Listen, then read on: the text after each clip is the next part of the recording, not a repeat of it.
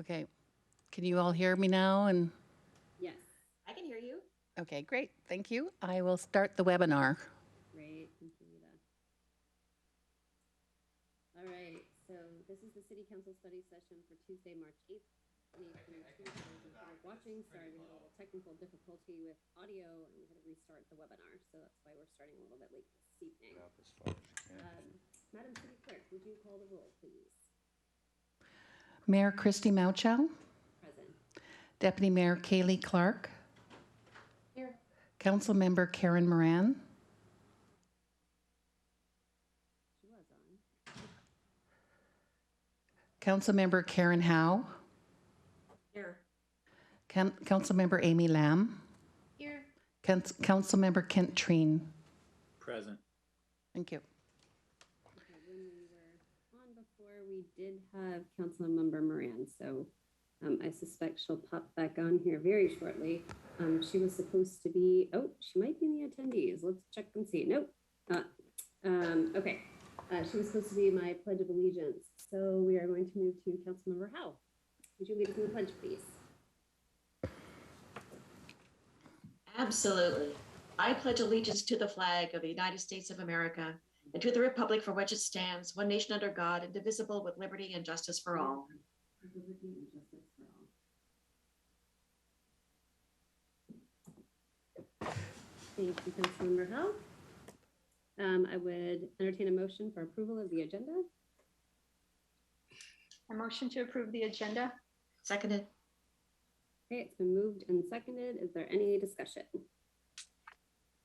Okay, seeing none, all those in favor say aye. Aye. Aye. Opposed? Okay, by a vote of 5-0, unless Karen, Councilmember Moran just hopped on. So guess that was 6-0. The agenda is approved. Next, we have an executive session. This is for the review of candidates for public office. There are RCW 42.30.110(1)H. I anticipate about 30 minutes, so that would have us back here at about 7:07. Working on it. Oh, sorry, Deputy Mayor Clark. There we go. Are we discussing process of whittling down No, if we we choose cannot to do so? No, we cannot discuss process in executive session. We can only No, discuss. sorry. Before we go into executive session, That's are we discussing how or what we're doing? No, the executive session is listed first to discuss the qualifications, and then the process is our first action item on the agenda. Got so it. after we come out of executive session, then we'll discuss process. Cool. Okay, so I'll see you guys out on the executive session link. Darn, I just got in there.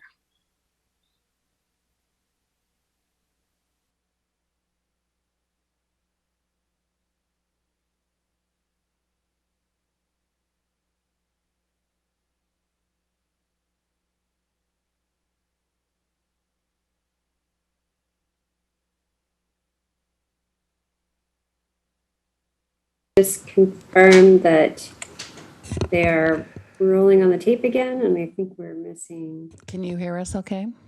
Yes, there's Karen. Yes, we can. Okay, Yeah. perfect. Thank you. Looks like we've Um, got- I believe we are rolling. Great. Can you hear me now? Yep, we can hear you, Yes. Karen. Thank you. Okay, council is back from executive session and we're ready to dive into our topic. So our first item, excuse me, is the selection of candidates to be interviewed for the council vacancy for position number 6. So I think from a process standpoint, council, we need to figure out, how many we want to interview. Do we want to interview people we've already interviewed and interview them again? Or do we want to just reserve the right to hold them as potential candidates, but not interview them again? So I'm going to turn it over to council to just kind of guide the conversation on what our process will look like.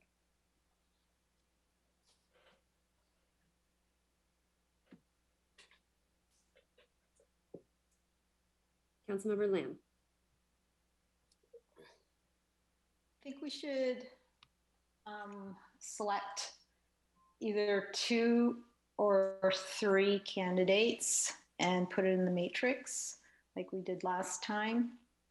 And I think we had the top, like whoever had the most votes, 3 or more, I believe, 4 or more, were the ones that we would interview. And I think we should stick with that. And if they're returning candidates, then we wouldn't have to interview them again. I'd like the matrix to be done in the order of our council positions this time versus alphabetical order. I think it's perfectly fair to mix up the order a little bit and put them by council position, no problem there. As far as, I think I need clarification, Councilmember Lamb or someone else from the council, if we're not going to interview another candidate, and I apologize, my printer is in the office if it's making noise. I'm not printing it, but someone is in the household. So apologize for the noise in the background there. I just need to understand if we're going to reserve the right to hold on to applicants for council that we want to consider for appointment but are not necessarily going to interview. Are we voting on them as well? I think one consideration is the time commitment. We have 18 applicants, and depending on how many we should choose to interview, it could be a very long night. We may need to add an additional council meeting. So I think it would be fair to bifurcate our spreadsheet in understanding of, we've heard from these candidates. I don't necessarily need to hear from them again. I'm saying that hypothetically, but reserve the right to vote on them again as far as appointments. So I think, Councilmember Lamb, I don't know if you have any thoughts on that, since it's kind of your initial thought on the spreadsheet. But I personally, I don't need to interview candidates that we've already interviewed, but I would like to preserve some of those candidates for appointment. So would we say that it would be our top 3 in no particular order that we would narrow down the list to, or top 2? I don't know what anybody else thinks. I mean, we certainly can. I can lump in people that I want to interview / just consider in general, but I would argue that I'd like to expand the list. I think, with 18 candidates, to just pick 2 really kind of hamstrings ourselves in terms of actually being able to catch a win on being able to point somebody. So I would say at least double that and say we could, vote on 4, maybe 5, so that, and then we can circle back on the list, or maybe while we go through it, if there's a way that Lita on the spreadsheet can say whether or not, as we verbalize, an individual's name, do you want to interview them? Yes or no? I think anybody that hasn't been interviewed should be interviewed, but those that have already previously been interviewed, we might consider verbalizing whether or not we need to interview them again. So, Councilmember Treen.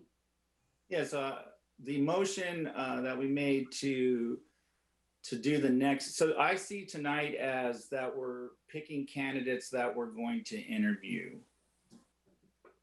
And then following that in the process would be the nomination of a candidate to vote and get 4 votes to take the seat. And at that point, it's just a nomination from the floor, and there are 18 candidates.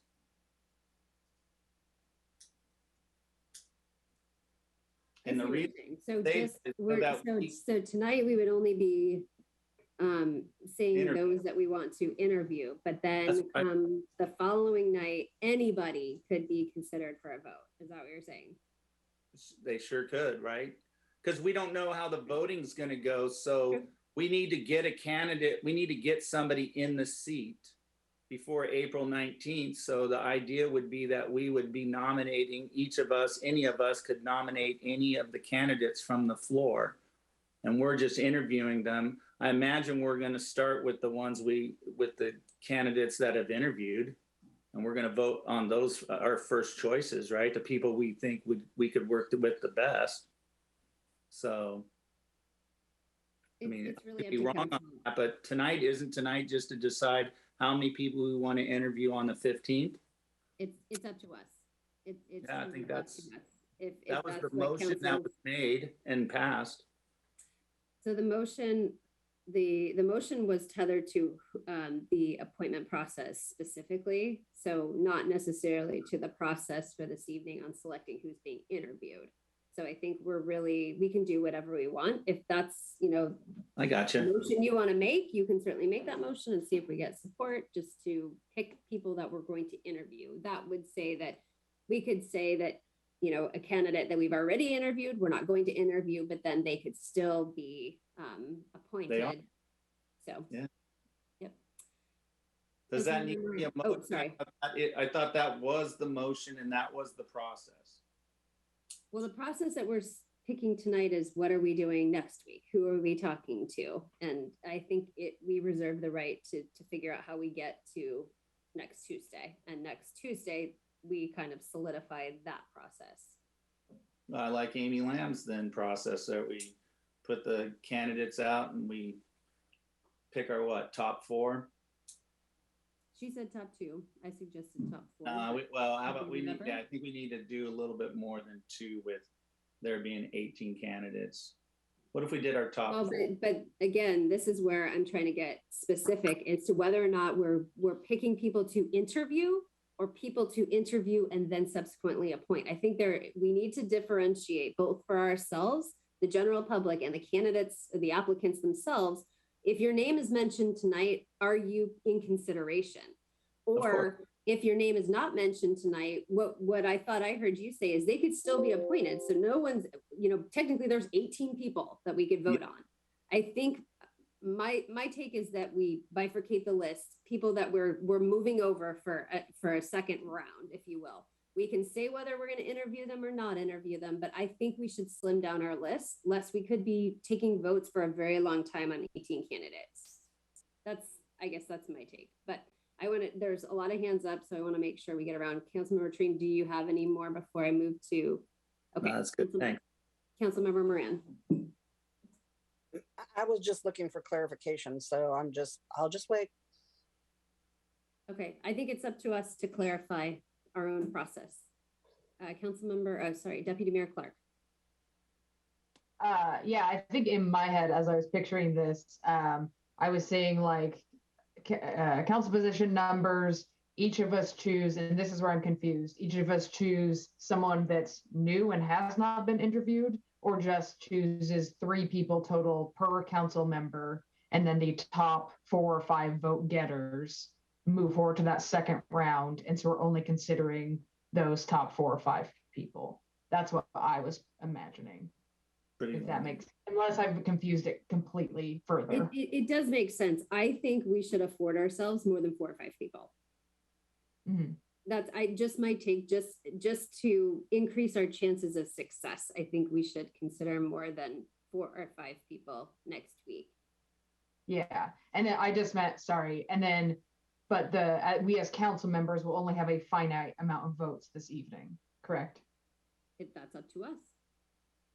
We can say you can have 2 votes, we can say you can have 4 votes, 18 votes, anything in between. So I think that's really up to us. And to get that direction, I think I'd be looking to council to make a motion on how many each council member should get to vote on, and whether or not they've previously been interviewed, not interviewed. Do we not differentiate between those 2? So Councilmember Moran.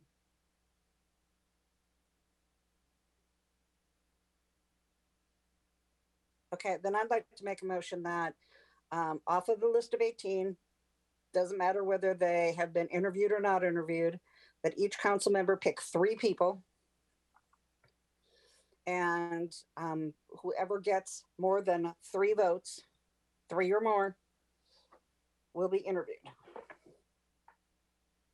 I second that. Okay, it's been moved and seconded. Is there any discussion? Councilmember Moran, did you want to speak to your motion? No, I just think that if we, I agree that I think that limiting ourselves to too few, we've got some really great candidates. So limiting ourselves, I think, is a mistake. And I think that if we leave out people that one way or the other, I think that's a mistake. So I think, yeah, let's just try it this way, see how it goes. So I'll speak to this motion really quick. I agree with you, Councilmember Moran, that I think we don't want to limit ourselves. However, I'm afraid by letting us only pick 3 and only those with 3 or more votes may yield very few candidates for us to consider.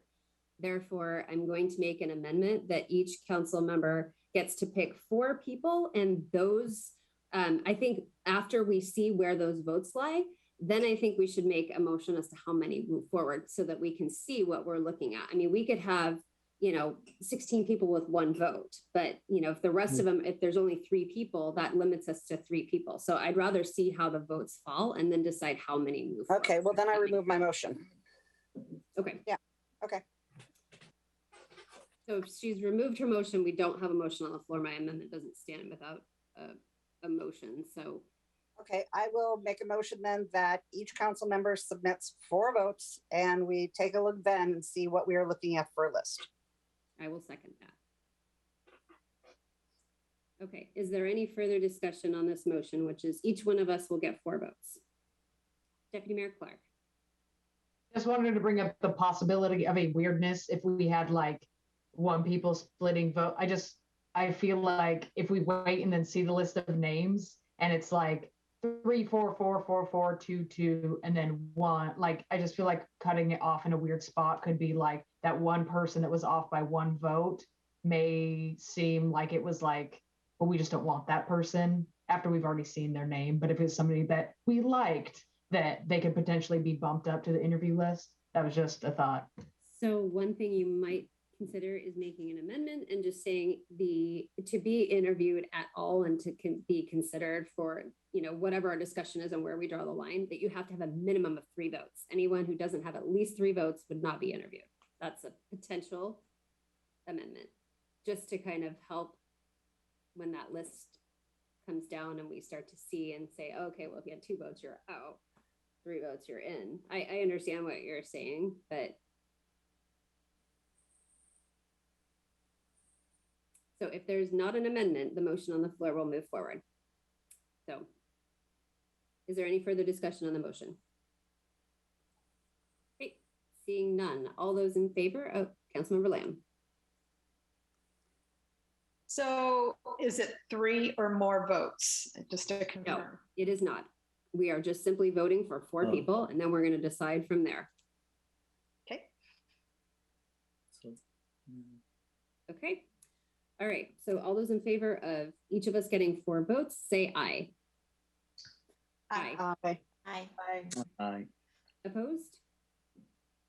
Okay, by a vote of 6-0, we will each vote for 4. So now, Madam City Clerk, do you have a spreadsheet to which we have all 18 candidates, and then we can go through? Yes, I do have a spreadsheet, and We I talked about position number, but we did not make that into a motion. So did already adjust it to position number, Okay. if that's if okay. anyone has an issue with that, speak now, or we're going by position numbers, because that's how the clerk has them. Councilmember Moran, did you have something? Oh, sorry, no. Okay, all right.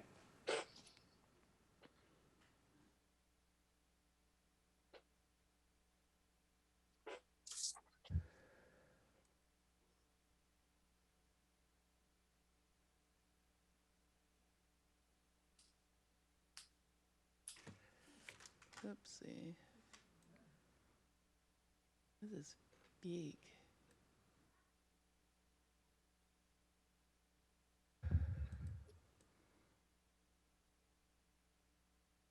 Okay.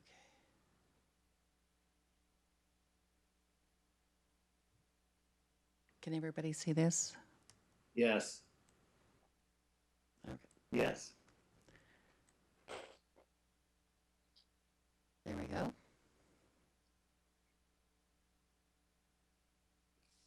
And did you decide to stay with the position numbers? Yes, well, there wasn't a motion to do something different, and since you have it up like that, we're just going to roll like that. All right. Okay, we'll start with Amy Lamb. In no particular order. My vote is for Roisin O'Farrell, Pam Stewart,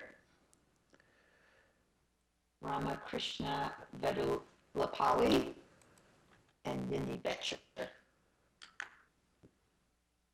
What was the third I'll one? name them. Yindi, Oh, Yindi, sorry. Mayor Malcha, also in no particular order, Jerry Norman. Paul Haas, and hopefully I'm not mispronouncing that.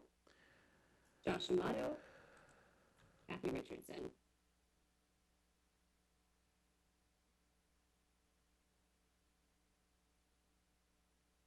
Councilmember Boomerang, No particular order, Jerry Norman, Melanie Kelsey, Josh Amato, Samuel Rodabaugh.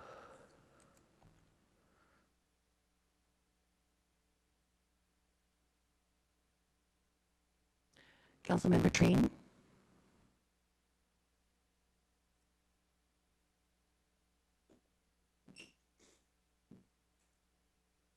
Did you get those, Lita? I did. Um, Oh, no, I did not hear you if you said something. I'm sorry. Sandra Rodabaugh.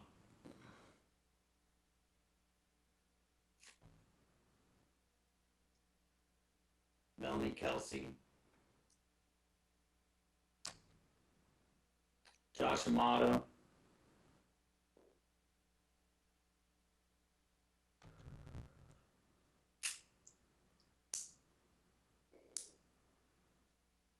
Sorry, honey. Jerry Norman. Oh! He's gonna kill me. Deputy Mayor Clark, Yeah, thank you, Lita. I will go in alphabetical order by first name. No, I'm just kidding. Sorry, I'm just gonna start from the bottom. I will go with Yindi Butcher, Roshino Farrell, Ram Vedopali, and Pam Stewart. Councilmember Howe, And in no particular order, I'm voting for Pamela Stewart, Ramakrishna Fedorapuli, Roshino, and Jennifer Coombs.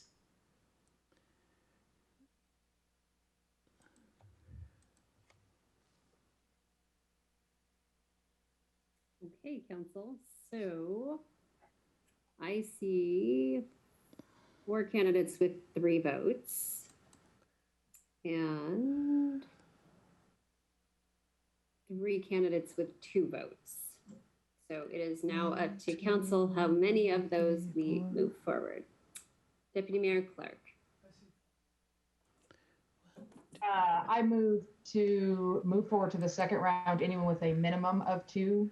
So that would be Yindi, Sam, Roisin, Ram, Pam, Melanie, Josh Amato, and Jerry Norman. How many is that? Whoops. 1, 2, 3, 4, 5, 6, 7, 8. I believe. I can't see the top of the screen though. I think it's 8. I'm just highlighting them.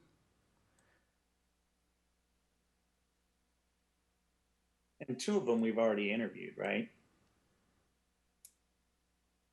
Yes, we have interviewed Pamela Stewart. Yeah, more than that. Interviewed.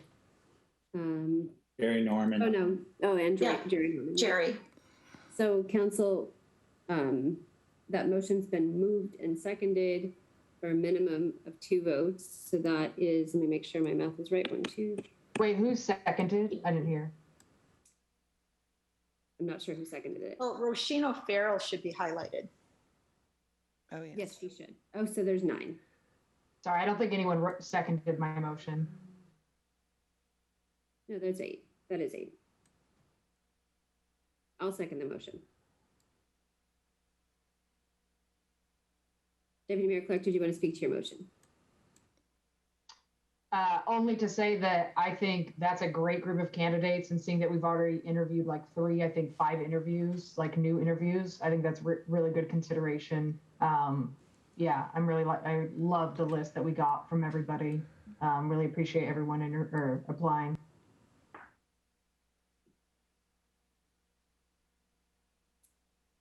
see any further discussion. So council, this would be to interview the highlighted 8 candidates that we see here. All those in favor, say aye. Aye. Aye. Aye. Opposed? Okay, by a vote of 6-0, we will interview these 6 candidates. Council, before we move on, I think we've obviously interviewed Mr. Norman, Ms. O'Farrell, and Ms. Stewart previously. We just made a motion to interview them again, but I want to ask the question about questions and how we want to proceed with the interviews themselves. Whether we want to use the same questions that we gave to each candidate previously. Does council want to consider new questions, given that a third of our candidates here have already been asked those questions? Deputy Mayor Clark. Yeah, so I guess my thought, I'll just make an emotion and then anyone else can discuss, but I would move to use the same, I think we had 2 or 3 standardized questions, and then each council person gets only one of their own choice question for each individual. I'll I second that.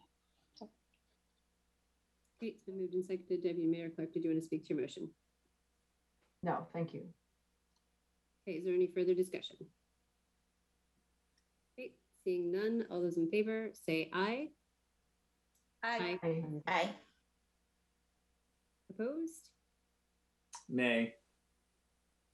Okay, by a vote of 5-1, we will ask the same standardized questions. Council, I'm going to be honest with you. I don't even remember what those standardized questions were. Madam City Clerk, do you happen to have those? Just so we know what is being asked, or if you can just email those to council. Yes, I will email them to everyone. Okay. Thank you. Great. Okay, so I think unless somebody has anything else relative to this process, we can move on to the next topic. Okay, I don't see anybody. All right, we will, oh, Councilmember Howe.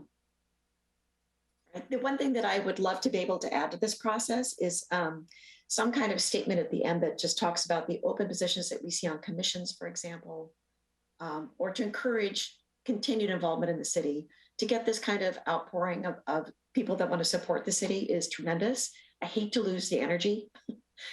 And so maybe there's a way we could follow up with them to just let them know about open positions or opportunities to serve and to get them involved in the community, and would love to see them again. So then, I'm just wondering if that could be even almost part of the process somehow, just to.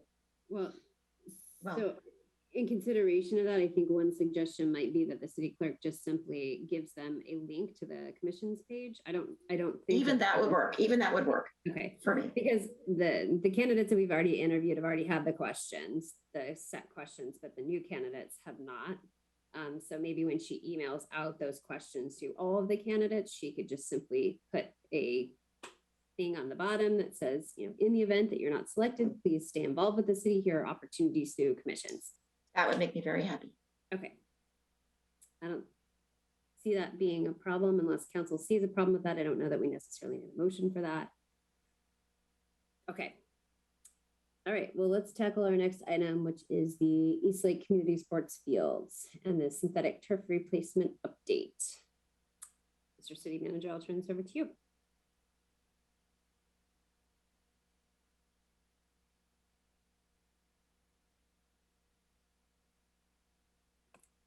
Dave, I can see that you're unmuted, but we don't hear anything. So if you're talking, we cannot hear you.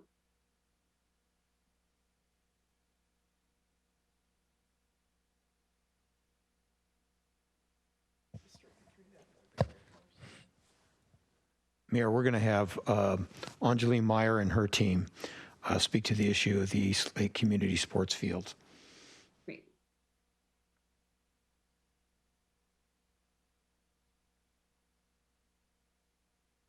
We're working on getting her promoted.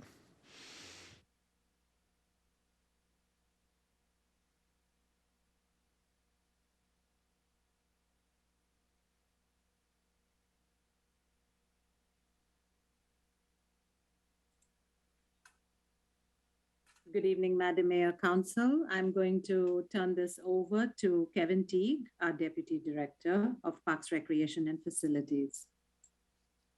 Great, thank you, Anjali. Hopefully you can all hear me and see my screen. I'm hoping that Rebecca Smith is also being promoted. I don't see her on the list yet, so. I'm here, Kevin. Okay, great, thank you. Well, thank you, Madam Mayor, City Council. My name is Kevin Teague. I'm the Deputy Director for Parks, Recreation and Facilities. Tonight, we are bringing to you the Eastlake High School Field number 3 turf replacement. And this is for your information. Our interlocal agreement with the Lake Washington School District has allowed shared field usage on 3 of their fields, and it has proven to be a very positive arrangement, benefiting the citizens of Sammamish as well as the Lake Washington School District. The turf on Field 3 is nearing the end of its service life, and we are proactively planning for its replacement. With me tonight is Becky Smith, our Associate Park Planner.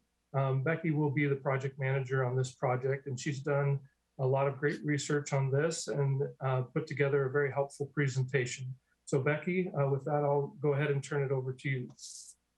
Thanks for the introduction, Kevin, and good evening, City Council. As Kevin said, my name is Becky Smith. I'm the Associate Park Planner with the Parks, Recreation and Facilities Department, and tonight I will be presenting on the Eastlake High School Community Sports Field 3 Synthetic Turf Replacement Project. For this presentation, I will first walk through the background of the community fields at Eastlake. Then I'll dive more deeply into Field 3, including the original turf conversion project, as well as the field performance testing. Then I'll discuss the details of the turf replacement project, the timeline, and next steps. Now on to the background of the community fields. This vicinity map here shows the Upper Sammamish Commons, which is outlined in purple, and the Eastlake High School community fields to the northeast, which is outlined here in red. Zooming into the community fields, you'll see the 3 fields that the city schedules. All 3 fields are multi-use and accommodate baseball, softball, soccer, lacrosse, and football. That being said, the primary use for fields 1 and 2 are soccer and lacrosse, and the primary use for field 3 is baseball and softball. And again, the focus of tonight's presentation will be on Field 3. Next, I will walk you through the history of the community sports fields at Eastlake. In 2004, the City of Sammamish and Lake Washington School District entered into an interlocal agreement, which is abbreviated as ILA.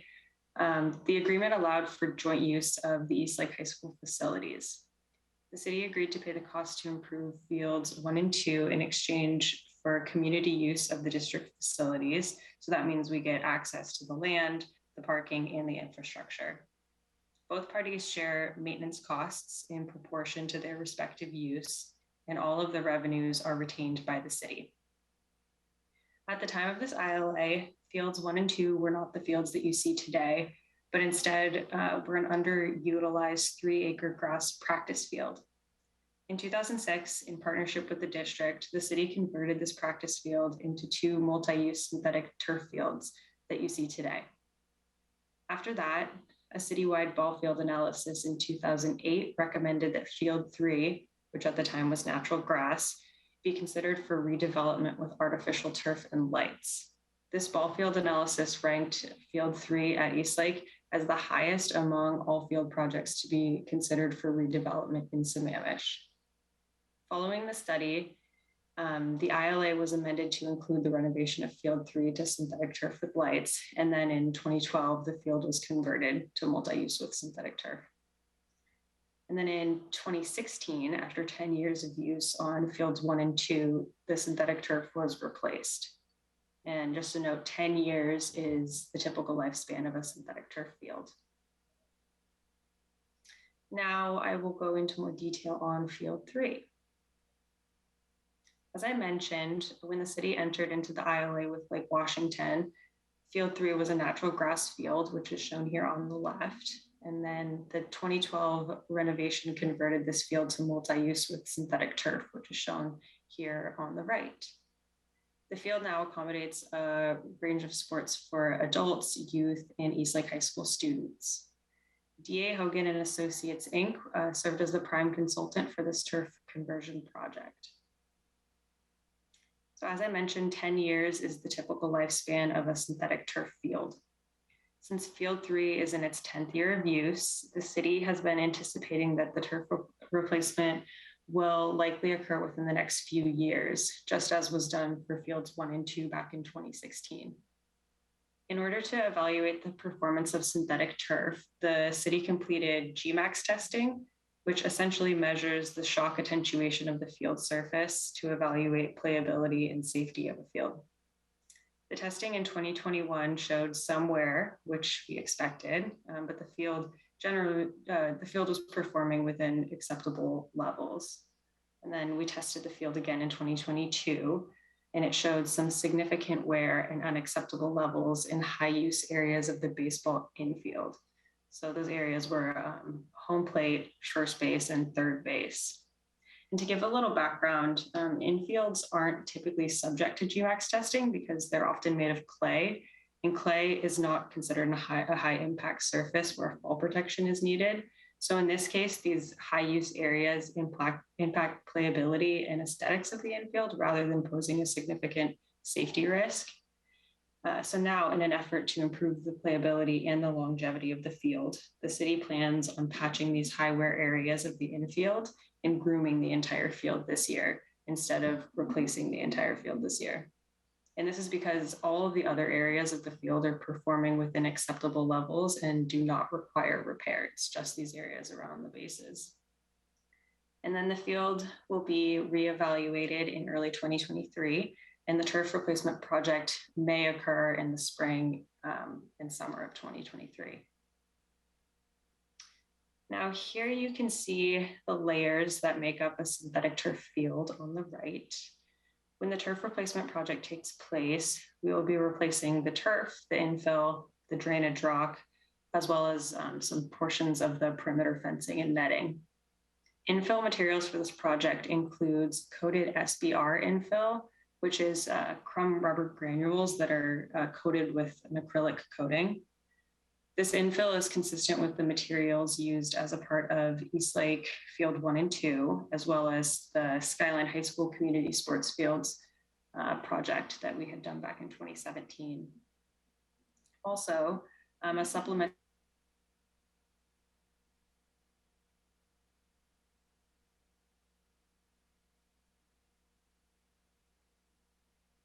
pad system will be DA Hogan was selected to oversee the turf replacement project due to their familiarity with the site and because they served as the prime consultant on the initial sports field development project.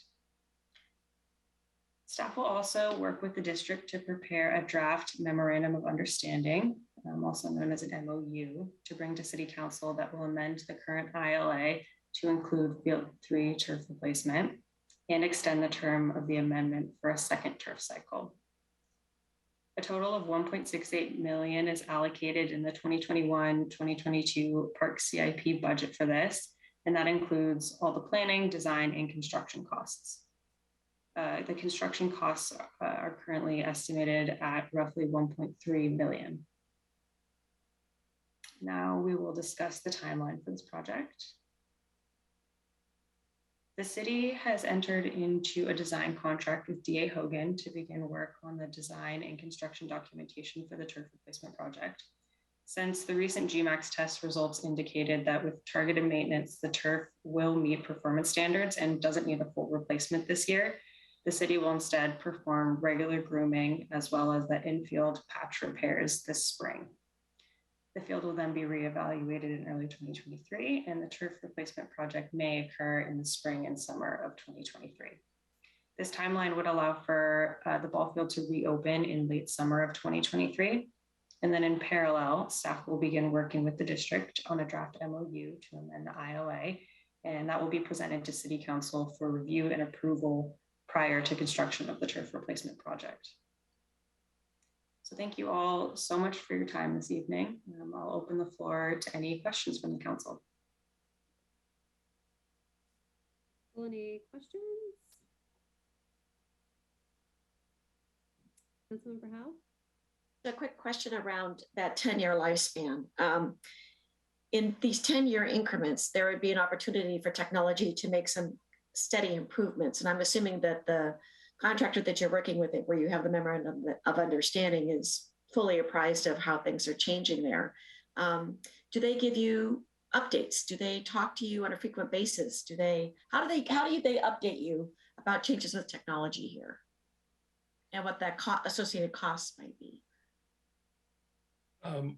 Well, with the installation, we would have made a decision on which technology to move forward with. And your question is a good one in that, we will be discussing with both our consultant as well as the school district for what is the best technology, what is the best opportunities for longevity, as well as lower maintenance, as well as safety. So all three of those things that we would take a look at.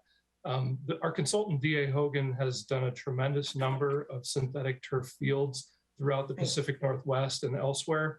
There are local experts on synthetic turf. And then working with the Lake Washington School District, the district has multiple synthetic turf fields, obviously not just the ones in Sammamish, but they have them throughout their whole district. So they understand both the maintenance as well as current practices that give us the best length of life and safest products. And a follow-on question to that is, what is the trend in turf? Are you seeing that technology is being infused into the turf and raising the price? Or are you finding that technology is being infused and the price is leveling or going down? I don't know that I can answer that regarding price. I don't think the technology is driving the price up. What might be more, in these times that we're in, it may be more supply issues that would impact the price. I don't believe that technology is specifically impacting price. Okay, thank you. Councilmember Lamb. So in some of the stuff that I read, some companies that put in turf say that their life cycle is 20 years. And we're saying it's 10. Is it just like usage that causes more wear and tear, and so it needs to be replaced in 10 years? We can ask our consultant that. I don't know of a product that has a 20-year lifespan. Certainly, if there was something that had the same playability and safety levels, we would definitely look at that. That is one of our primary drivers, is how many years can we get out of this material. And it's not just the turf itself, but it's also the infill material that adds to the life of the turf material. I don't know if anyone else has any more to add to that, but if council would like, we can look into that further and see if there are any. We will be discussing with our consultant what is the best and longest lasting products that we can use. That was simply just a Google search. I just, typed in what's the longevity of turf, what's the life cycle of turf, and it was 20 to 25 years. Some said 10. So I just wanted some clarification on why we say it's 10. What we're finding is primarily the manufacturers that supply the turf material will warranty it through at least 8 years. And so with that Gmax testing, which is the fall attenuation, we found that we can extend the life, as Becky explained, by doing some additional grooming and maybe some patch repair that will, then we can certify the safety level of the turf. So the replacement cost is, you're asking for $1,680,000. That's the budget. The construction cost is 1.3 million. So is it safe to say that when this needs to be replaced in 10 years, it will be another 1.3 million? I don't know if design needs to factor into that again, or is it less the next 10-year go around? There may be things that will technologically change, so there may be some design aspect to it. I would say that, cost-wise, it's going to be similar. There will be obviously some escalation due to inflation and that sort of thing, but it's likely to be in that same relative range. So these are very expensive fields, because if you just, prorate it out per year, they come out to, just in construction costs, $130,000 a year. So how much revenue does this field bring in? Good question. I'm wondering if, Becky, do you happen to have that on East Lake Field? Are you talking specifically for Field 3? Yeah, because that's the cost to replace it. Yeah.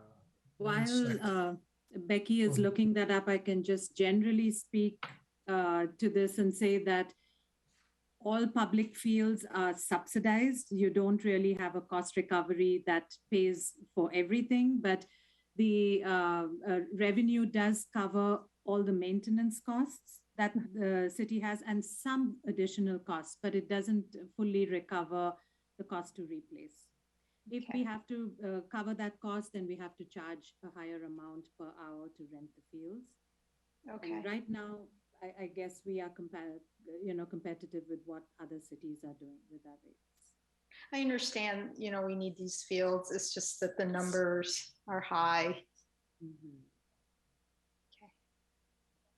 Thank you. Councilmember Moran.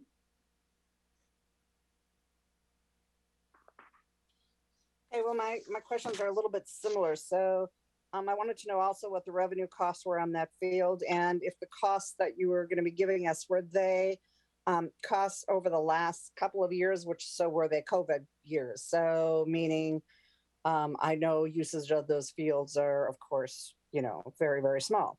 The other question I have is with the LIA, what is the percentage that like Washington is paying? What's the percentage that we are paying?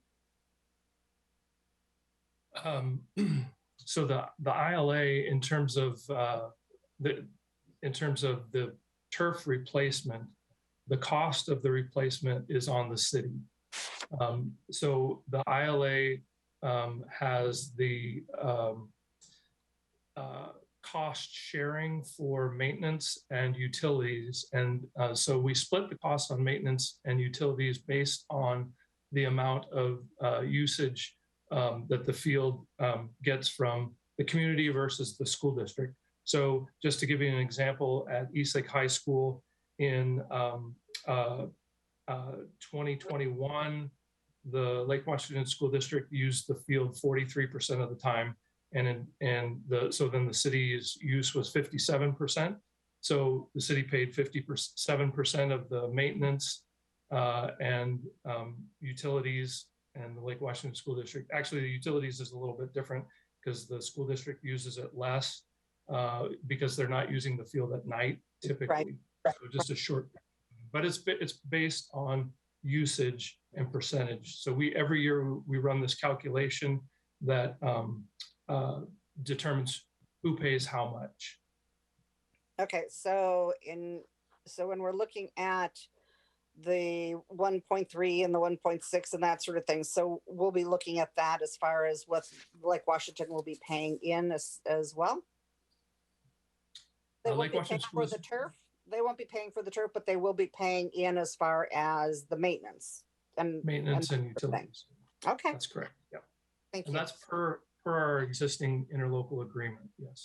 Okay, and so the other question I have is, are we seeing any changes with the turf where it's lasting any longer? And if it does, will we see that change when we do new agreements with the school district? So for example, if we see turf, if it's lasting 12 years or 15 years, will we see the contracts extend out? Yes, actually, we have had preliminary discussions with the school district about an amendment to the ILA that would tie the length of the agreement with the turf site, the life cycle of the turf. So, and whichever is longer. So what we've talked with them about is doing 10 years for the life cycle of this turf, or however long the turf lasts. Okay, excellent. Okay, thanks. Councilmember Trine. Kevin, does the city, or do you know if the city is paying any money towards the maintenance of the parking area, the asphalt? I don't believe so, but Anjali, do you know? Yeah. Great question, Councilmember Trine. I was going to add that, while the city, per the ILA, the city pays fully for the turf replacement, the city doesn't contribute or pay towards the maintenance of the parking lot or asphalt. How about restrooms? Are there restrooms? I haven't played on these fields because I'm old now, but what are there restrooms there? I take it there are. There are restrooms. They were actually built when fields 1 and 2 were improved. And I don't have the information on the cost sharing on that. It was part of that project 1 and 2.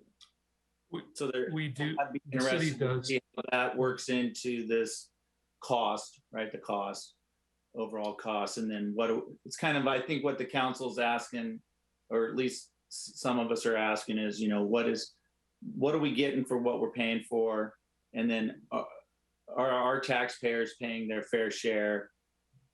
As far as the city paying its fair share, and it's Lake Washington School District paying its fair share. And so that's our ask, I think, unless someone is saying something different. The other, Kevin and Anjali, it seems to me then, since we're also moving forward on the other school site, that we're trying to set a precedent with Lake Washington School District on longevity and the contracts. Is that true? Mm-hmm. Yes. At Englewood Middle School, yes, we have discussed with them a amendment also to the ILA that would extend, again, tie the length of the agreement with the length of the life of the turf. And to answer your question on the restrooms, the city does actually, we split costs on custodial with the custodial costs for the restrooms at Eastlake with the school district, again, based on field usage. Makes sense. Thank you, Kevin. Thank you, Anjali. I have no more questions. Thanks, Councilmember Trine. I do have a quick question on the infill material. I think I ask this perpetually every time we do these projects. Is it a polyethylene, and is it a coated polyethylene that they use for the infill? Yes, it is. Becky, do you want to describe that any more detailed? Yeah, it's crumb rubber, but it's coated in an acrylic. Okay. And the only reason I bring that up is obviously there have been studies tethered to cancer from the crumb rubber. So I'm curious, are you guys aware, have they done subsequent studies with the coated crumb rubber? Kevin, do you want to answer that? I can. Is it polyethylene? Is that what it's coated in? Is polyethylene? I'm not sure. It's acrylic. I'm not sure if that's polyethylene. It's acrylic, okay, but I don't know if it's polyethylene. Okay. and the coating is what protects the rubber. And the last that we've heard, you have to kind of always ask the consultants every time we get them on board for a turf replacement project is, what is the latest? And the last we've heard is that studies are inconclusive of the impacts of the rubber. But that said, this coating does protect covers the rubber, and so does not have the same impact as the rubber that was used in turf previously. Okay, I guess the reason I was asking the question about the coating is we could be exchanging one evil for another, depending on what the coating is. I'm assuming that they're using a coating that has been studied as to not be a known carcinogen. Polyethylene is used in sutures. So those are internal and have been well studied in the medical field. So if it's polyethylene coating, I'm not concerned, but I'm just kind of curious, if there've been any studies. The reason I mean, we have kids, they're in the field, they love to play with this rubber. It's really fun for them to grab and collect. I've watched my own kids do it and I'm like, put that down. So just knowing that, we're putting in material that is as safe as possible for the youth and frankly, adults that are going to be playing on the fields. That's my interest. Absolutely. And as we move along in this process, that we will have more information on what is the current science on the infill, and we can report that to council for your information. I will return to a question from Councilmember Moran and Councilmember Lamb about the revenues. On Field 3 specifically, it's approximately $70,000 per year for that the city takes in revenue on field number 3.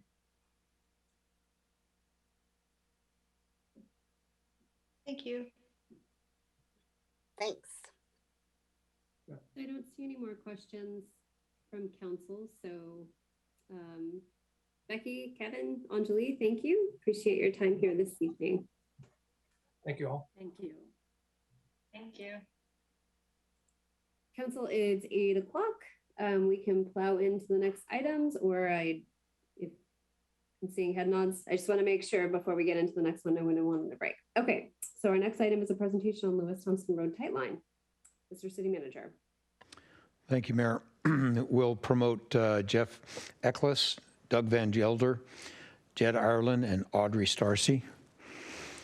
They'll present an update on Lewis Thompson Road Tightline concepts for non-motorized features.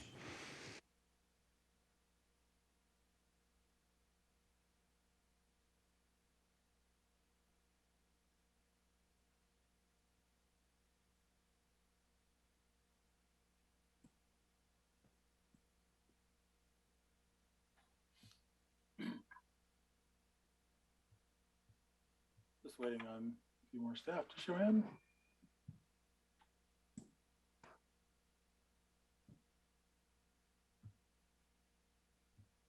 I see Jed is there. Okay.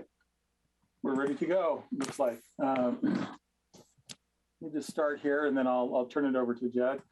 My name is Jeff Elikish, Public Works Director for the Public Works Department.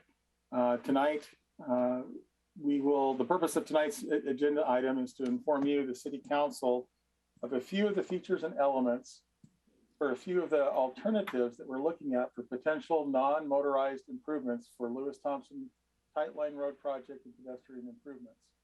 We will not be discussing in detail cost estimates tonight. That information will come back to you and be available in May.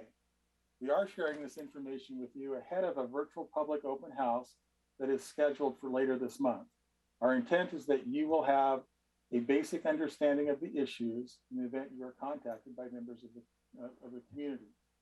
With that, our presentation will be led by Jed Ireland, our Senior Project Manager, and we will be available for questions following this presentation. Jed, I turn it over to you.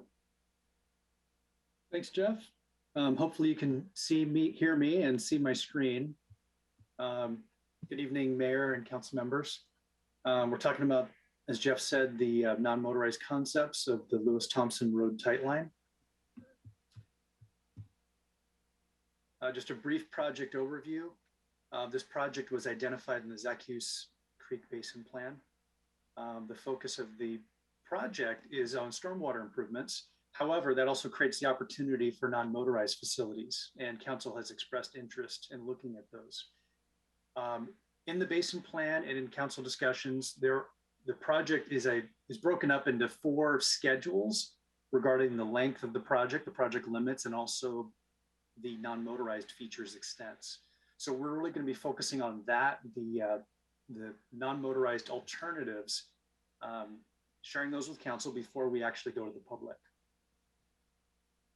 So taking a step back, the 4 project schedules, here's the project limits. Schedule A and B are the various limits for the lower tightline and the upper tightline on the project. Schedule C and D, flying in here, the Schedule D, the highlighted area. These are the non-motorized components. These would be the limits of the non-motorized additions to the project, and that's what our alternatives are going to focus on that we're sharing this evening. Before we get into the alternatives, though, I want to show you what we're not doing And this is our public works standard for a collector. This is the whole enchilada. This is the full, both sides, full improvement. And just because of the limitations of grades, we don't have room for the full amount of infrastructure here. Part of it has to do with there's no needs for medians or turn lanes based on the intersections and the neighborhoods that are on the corridor. And we don't need to look at sidewalks on both sides necessarily. And so this project would be too expensive and is incompatible with the slope. So we're going to start with the assumption that we're not looking at that. So that being said, our alternatives focus on keeping the road center line, minimizing the amount of road reconstruction, and adding improvements to the north side. And so alternative one is stormwater improvements only. This would be the minimum project to meet the Zach Hughes Basin Plan recommended project. It's putting a pipe and stormwater collection on the north side and then filling in the ditch.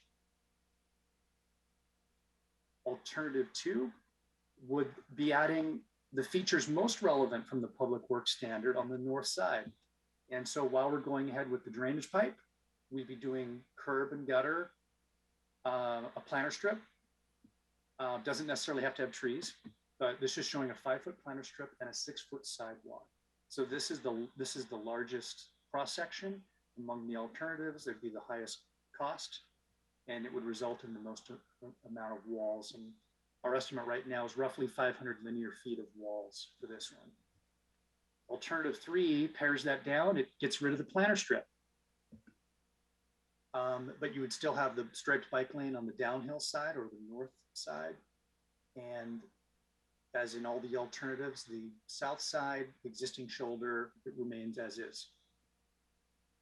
Alternative four then strips out further and actually puts the sidewalk and curb kind of in the area of the existing shoulder. This would be the absolute minimum section in order to get a sidewalk on the project. But I would point out that this eliminates the shoulder that bicycles would typically use. There's no bike lane in this case. And so then bikes on the downhill would then be taking the travel lane. The advantage of this project is it's the cheapest way to get sidewalk on the corridor. And it would probably eliminate any walls.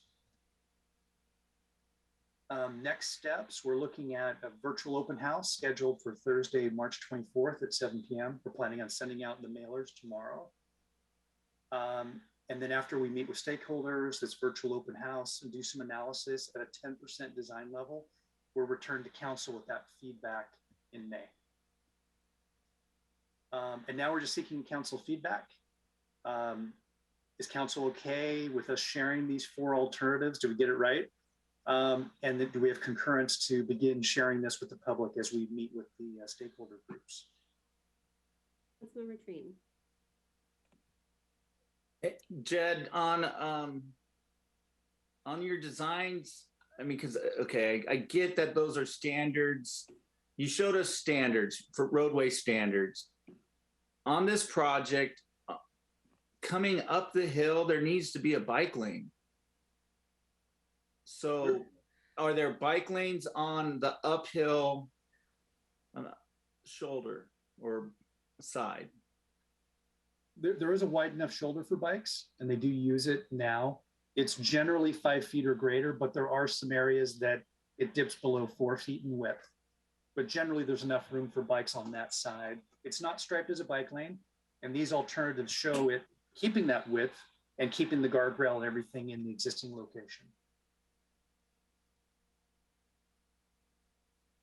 So, oh, sorry. I thought you were done. Yeah, I guess I'm okay because, well, help me out. This is preliminary then. So you want to take this to the public to show them these are the options of what we can do. And then you're going to come back and say, this is what the public's input was. And then we're going to make a decision. Whether we're going to. Right.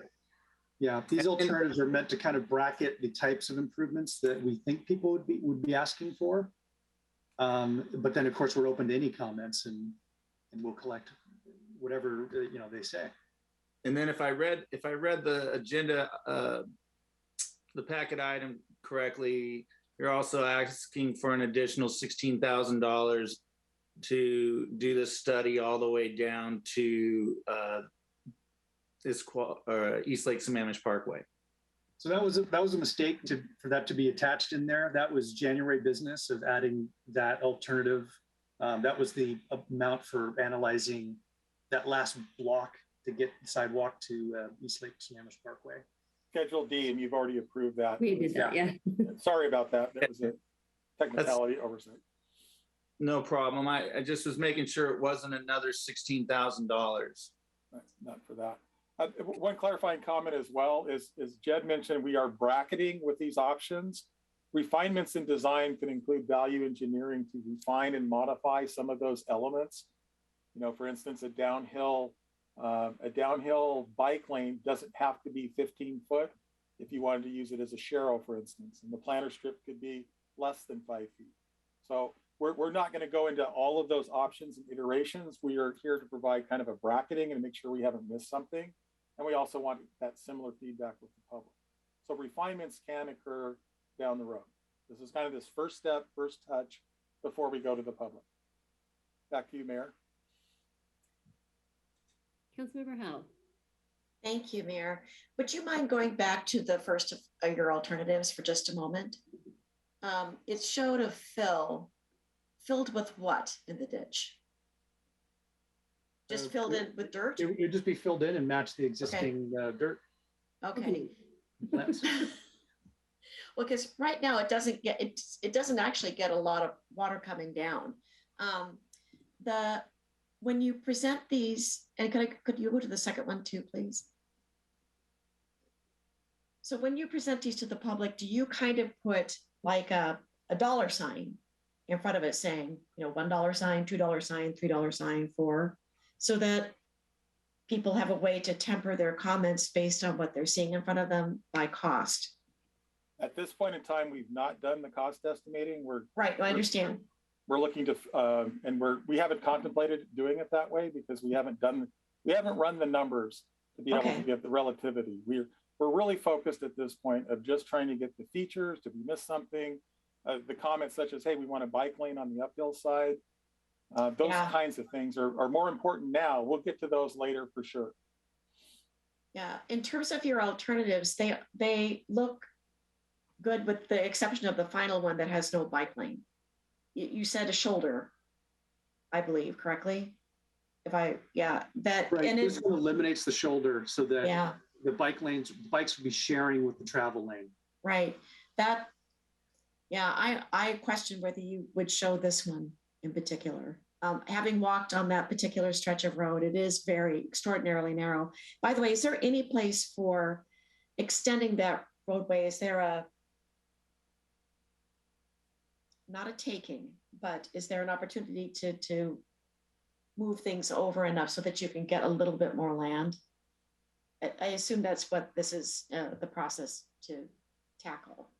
Well, if I understand correctly, there will be some land acquisition required for this. Okay, that's actually where I'm trying to get to. Thank you. Yes, so that'll be part of it. So by narrowing the road, this cross section, it's helpful in some cases. Some of the corners do not fit within the right of way. Yeah. When they had the steam shovel or the mule team out there creating the road originally, they didn't follow the survey. So we're gonna have to correct some of that as part of this project. Okay, thank you. That's very helpful.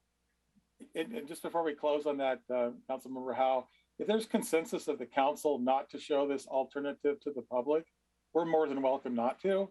But I wouldn't want to act on just one comment. I would hope that there was consensus among the group to say, hey, you got all of them, but we don't need alternative 4. With that, we're okay with that if that's where we go. Back to you, Mayor. Councilmember Moran.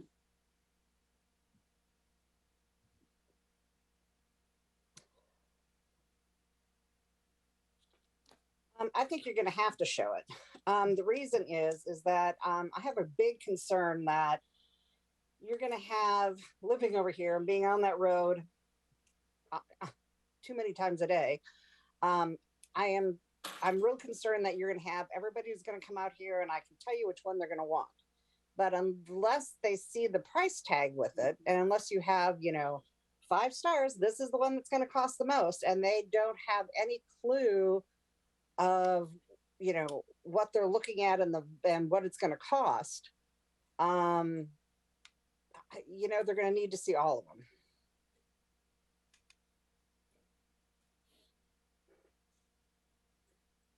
I mean, that was the biggest problem that I really had with when they were rolling out the TMP, is it was, you know, people were, of course, that what they saw was, hey, yeah, no, that's the one I want, because that's the, you know, that's the one with all the bells and the whistles, but there was no way we could afford to do it.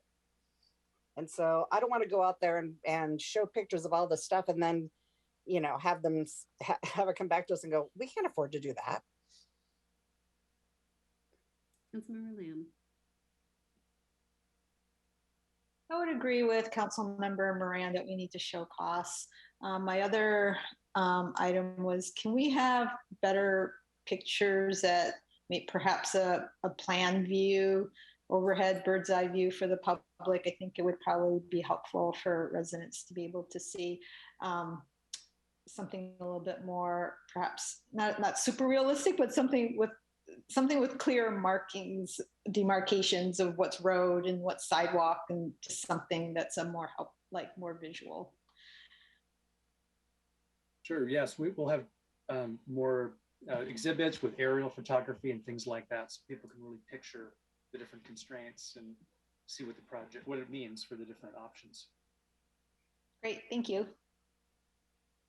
So I have a few comments as well. And if you haven't attended any of the open houses that we do for public works items, staff tends to do a pretty robust job along with whatever consultants on the project as far as visuals. So I've never struggled as a very visual person to vision, to be able to picture what it is they're presenting for what it's worth. But I wondered, wasn't there an alternative between 2 and 4? I don't think we've seen that, and it wasn't in our packet. So I'm like getting screen grabs. Thank you. Would love to grab a screen grab there. Some of the notes that I have down, and I'm going to sound like a broken record, but the cost, it is absolutely critical. I won't even support this going to the general public unless there are some price tags attached to it. And I understand that that's usually a future thing.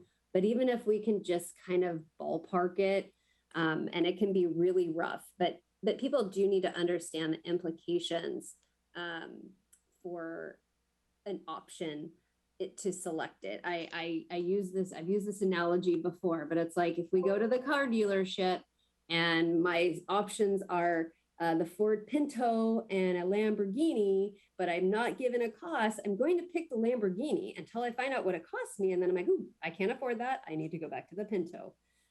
So I think it really is imperative to give the public just a general sense of cost. I also think if we're not planning on it already, is that there's an additional cost, if you will, and somewhat to an environmental standpoint by putting down impervious surface and putting up retaining walls. Obviously, there's a cost associated with that, but there is an implication on an environmental front as well. One thing that I didn't see that I would love to see as a consideration here as an avid user of this road on a nearly daily basis, both as a pedestrian as well as a driver in a vehicle. I won't name the council member, they're not on the council anymore, but I did nearly get hit on this road by a council member who was driving, and they always go over the fog line.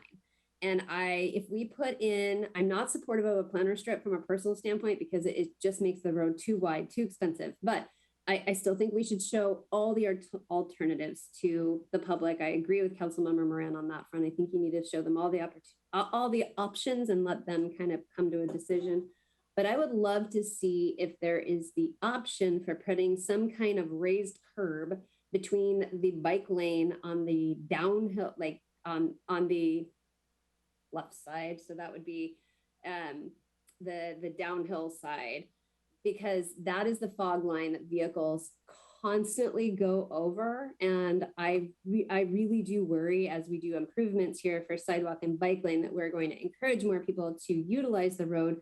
But then if there is not some kind of barrier between the vehicles and cyclists, I really worry about a conflict. There's one corner in particular, and it's up near the top of the road where the fog line is constantly, cars are driving over it.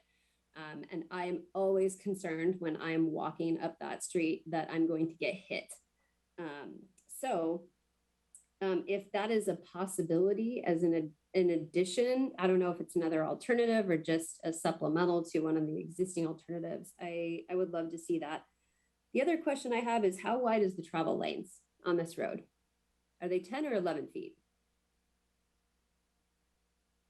Oh, Jed, I see your lips moving, but I think you're on mute. Excuse me, 11 feet. 11 feet. 11 feet. I don't recall off the top of my head what the classification of this roadway is, and I don't even know if we could potentially reduce the travel lane width. That might invite people to try and go over fog lanes even more. But if there's a possibility of reducing lane widths in order to provide for an additional area for bike lanes, especially on the uphill side, that could be a possibility.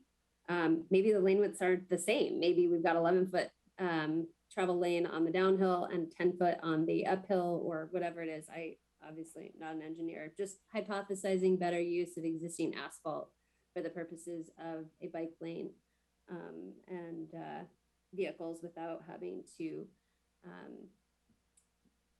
increase our right-of-way width any more than we need to.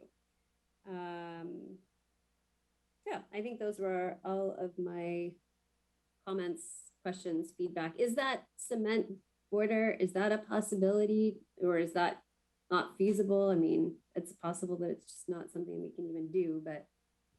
Just for clarity's sake, I think what you're asking is some form of a bike lane separation, whether it be concrete, paint stripe, it could be some other things. Yeah, not supportive of paint. It's got to be something that a wheel's going to hit before it hits a cyclist. Okay, we would have to come back and take a look at that. What I am hearing that's of a significant change, and I just want to, I guess, interject at this point. There appears to be at least 3 council members that likes the idea of having costs associated with the alternatives. And if that's the case, we need to take a pause, regroup, and create those cost estimates with these alternatives, and then create that information so that we can share it with the public. Because if we're not interested in, you know, the approach that we're taking at the moment, which is fine, then I want to take that step back, reevaluate, and then come back to you when we do have the estimates, and then take those out to the public, if that's okay with the council. And it may require some additional costs that we weren't planning for, or we may be using our contingency to evaluate a couple more alternatives. But I've heard 3 council members reference costs before it goes to the public. At least that's what I'm interpreting. So is that consensus of the council maybe? Well, I'm happy to, you know, make that into a motion that we tether some type of rough estimate to each alternative that goes out to the public. I would second it. Okay, it's been moved and seconded. I think I already spoke to my motion. Is there any further discussion?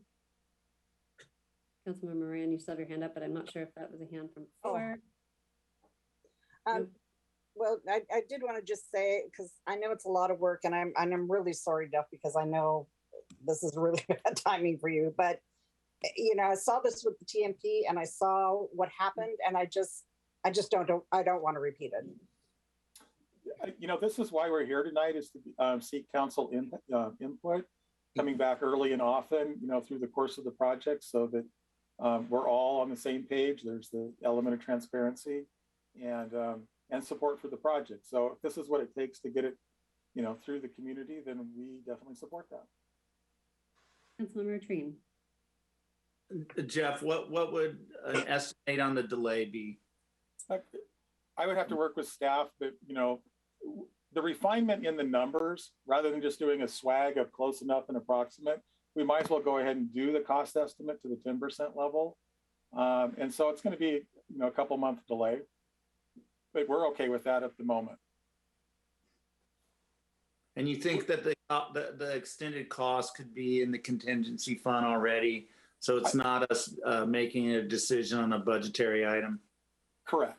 There's no decision at this point, unless you know, adding alternative 4 in is within our contingency, and this bike lane, barrier thing, I don't know if that fits or not. I have to talk with the consultant. I'm going to presume that it does for the moment, but I'd like to cost those things out now that I'm hearing council's concurrence on that, or at least a preference. And then it will cause a delay in the project, but again, I think we can get it right. We do this. More correct. Thank you, Jeff. I would be in support of the motion that there would be cost tied to the presentation to the public. Thank you, Madam Mayor. I don't see any more hands up. So the motion on the floor again is to have staff tether some type of rough estimate to these alternatives for the public. All those in favor, say aye. Aye. Aye. Aye. Opposed? Okay, by a vote of 6-0. We apologize for the delay, both for staff and for the public, but I think council feels it's important to add to it, just to give the public the benefit of giving all of us the best feedback possible. Thank you, Mayor and Council. And Jed, nice presentation again, as always. Thank you. Yes, thank you, Jed. Thank you, Jeff. Appreciate it. Okay, Council, it's 8:25. I'm going to ask if anyone wants a break or if you want to just keep going. Keep going, I'm hearing. Okay, here we go. Next item, city priorities for county. I think I asked for this to be added just for the benefit of council and their edification. The city of Issaquah is putting together this list on behalf of all of the jurisdictions that are covered in King County Council District number 3. And we are collectively going to have a meeting with our King County Council Representative, Sarah Perry. And the idea is that council, that Sammamish give better direction to this list. That is, we're trying to have some, some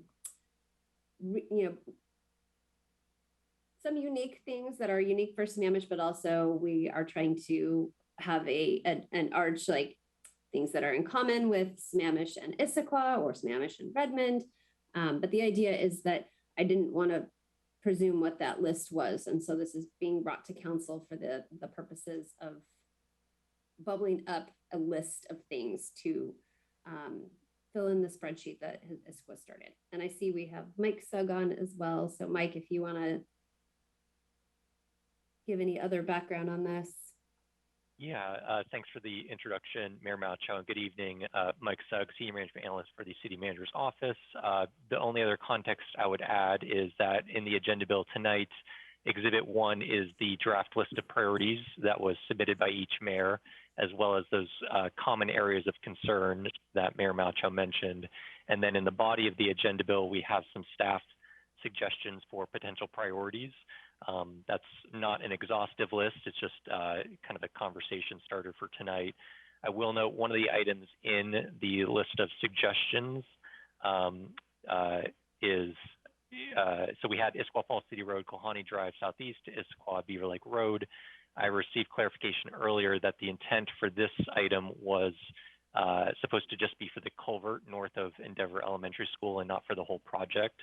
So it really should have just said for the culvert for that project, but otherwise the other items are accurate as far as staff are aware. So yes, I am here to provide any additional context on those items if needed, but yeah, just looking for the council's feedback on what priorities we might want to include for the county. Councilmember Lamb. Hey, Mike, can you clarify in the common areas of concern, the growth section? What does that sentence mean? That the growth boundary needs to be treated differently under GMA? That it's not a hard wall; it's a transition zone. I can speak to that since I've been sitting in meetings. I think most of the mayors are concerned that because we are on the outside of the urban growth area, that oftentimes there is this one size fits all approach to legislation or policy work. And there needs to be a recognition that cities are individual and have individual needs. And so you can't necessarily say that, you know, when we talk about the fringe, you know, that District 3 covers the likes of Carnation, right? And Carnation is just simply not the same as Kirkland. And I think that is the distinction that we are trying to make, is that we should be treated differently. We are not the same. We don't all necessarily have the same transit. I think that's been a reoccurring theme for the cities of Duval and Carnation, certainly for Sammamish as well, is that we are lacking in transit. We do not have the same level of service. We have no express bus service. We have no light rail. And so we are lacking, and treating us very similarly to Bellevue is not applicable in our case when it comes to transit and other growth related items. So that is kind of what is encapsulated there. And we are not changing that because we are concentrating on the Sammamish part. This is all the mayors, and this list was largely basically, I don't want to say cemented, but came to without any participation necessarily from the city of Sammamish, which is the one item that you see under us, which was the slide repair on 244th, was something that I know had come up previously, which is why I provided it in there. So I think the common areas of interest, while we might challenge that if that's where you're going, it will probably not pivot this sheet because all the other jurisdictions feel pretty passionately about this. And frankly, I'm with them. I don't think that we should be treated the same under GMA. We are different, and we should be treated as a unique city.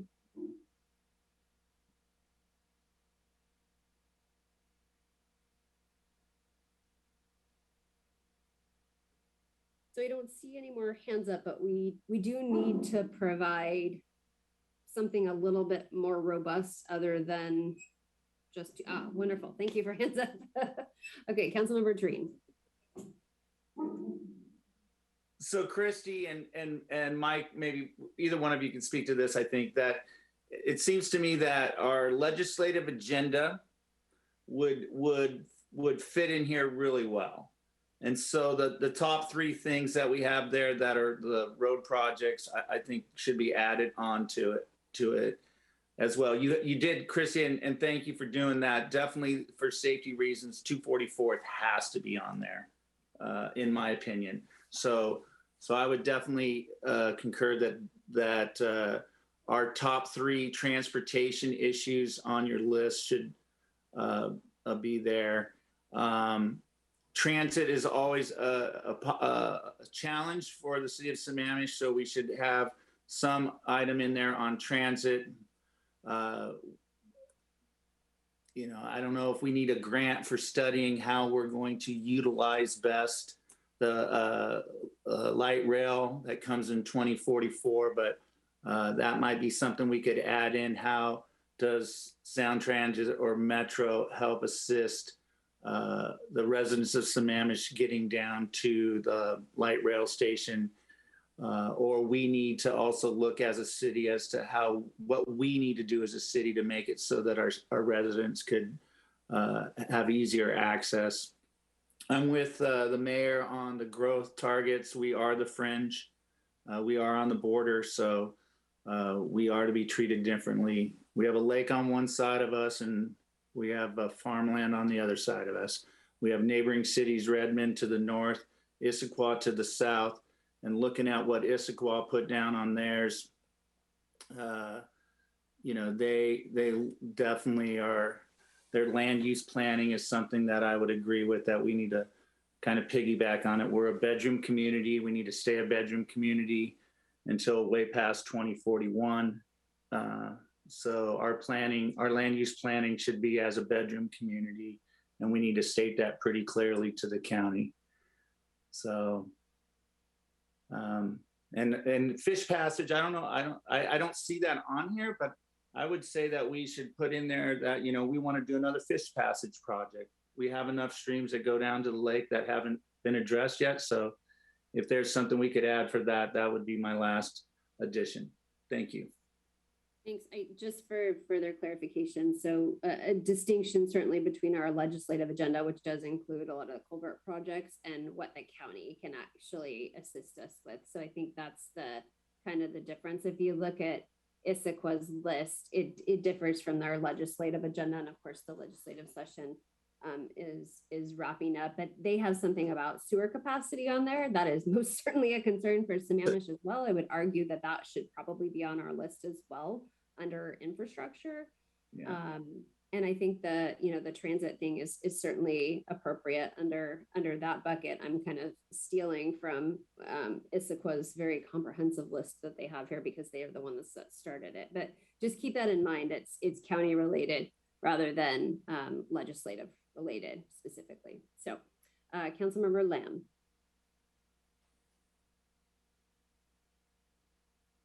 Oh, we've got you on mute.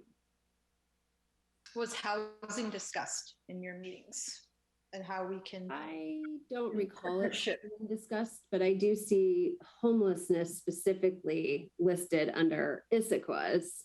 They have homelessness and human services. So again, I think we need to look at this through the lens of what the county can help us with. And that's the difference. So very different from what the legislature can help us with. We're looking for the county for assistance on projects or money, and money is very tight at the county. I will tell you that, but they're not. So it's a very different thought process than what we might go to the legislature asking for in terms of grants or funding. So.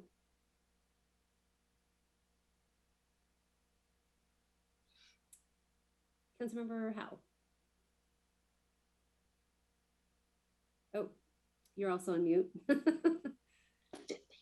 Okay, so I'm thinking about Core Connect and adding the opportunity maybe for behavioral health, mental health type of services. It's consistent across other cities that are near us. I think adding another case manager to the Core Connect would be a win for everybody. And I know that Sarah Perry has a soft spot in her heart for services like this, and that she might be very motivated to help us attain that extra headcount, or to find a sustainable source of financing. Because I think right now this is a project which doesn't have stable financing. I think it could run out.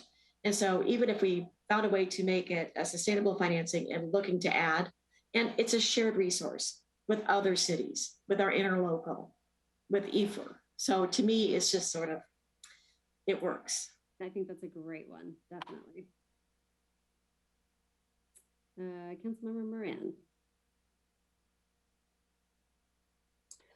See the Northern Diversion on here, but outside of it being on there, I just wanted to make sure that it has funding, and not only does it go on the budget, but it has funding, because it's been on there and it's been on the budget since the late 70s. And then when it did have funding, they just pulled it.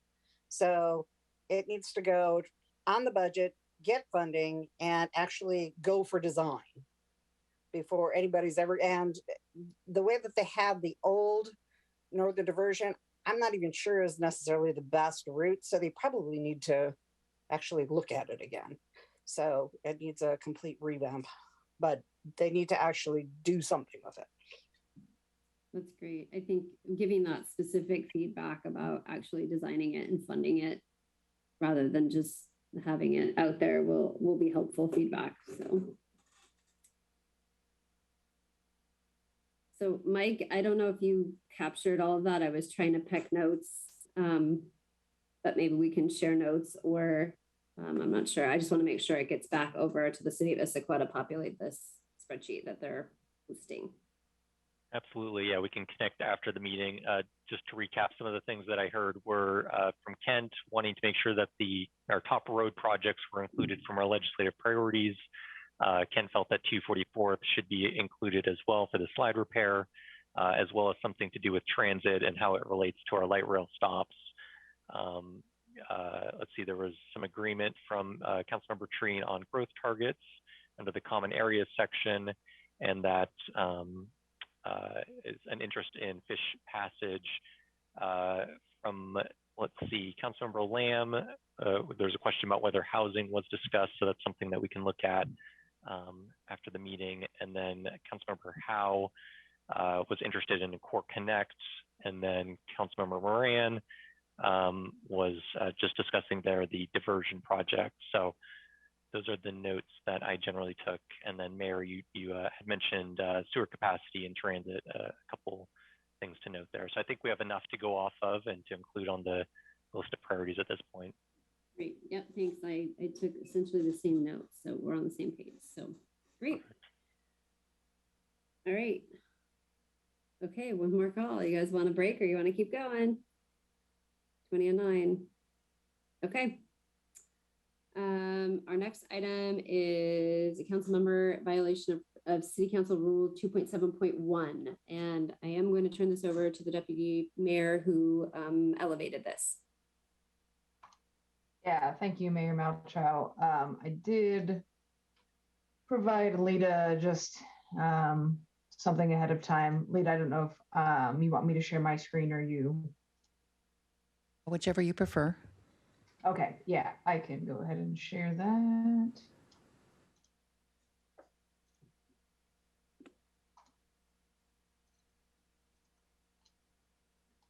Okay, it's not moving. There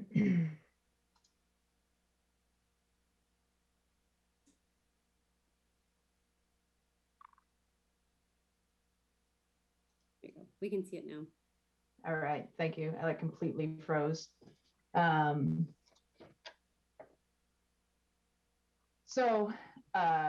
Yeah, I brought this up last week after our Tuesday council meeting. I believe it was Wednesday morning. Some comments popped up on our favorite place, which is Facebook. So I know that we brought this up about a month or so ago, and I really wanted to kind of reiterate and perhaps have a discussion. So our council rules, obviously the new council members did not vote on these, but they were in place and still are in place now. So, you know, if there's an opportunity down the line to kind of take a look at these from a more holistic point of view, perhaps change or amend some things, that's great. But right now, I really want to lean on, you know, treating each other with respect. Of course, I cannot, and we cannot as a council, stop anyone from saying anything. But I really want to kind of lean on this again because it keeps popping up, and yeah, it's just putting me in a really weird spot where I feel like, you know, being representatives of the city, we really should be better. So I did want to post the screenshots here. So this was the post in question. It was, like I said, the morning after. So it was about our growth target. Hey, Kaylee, your slide's not changing. Nothing? You're showing the council rules. Oh, there we go. I guess we can just do that if it's not advancing. Can you guys see that? Yeah.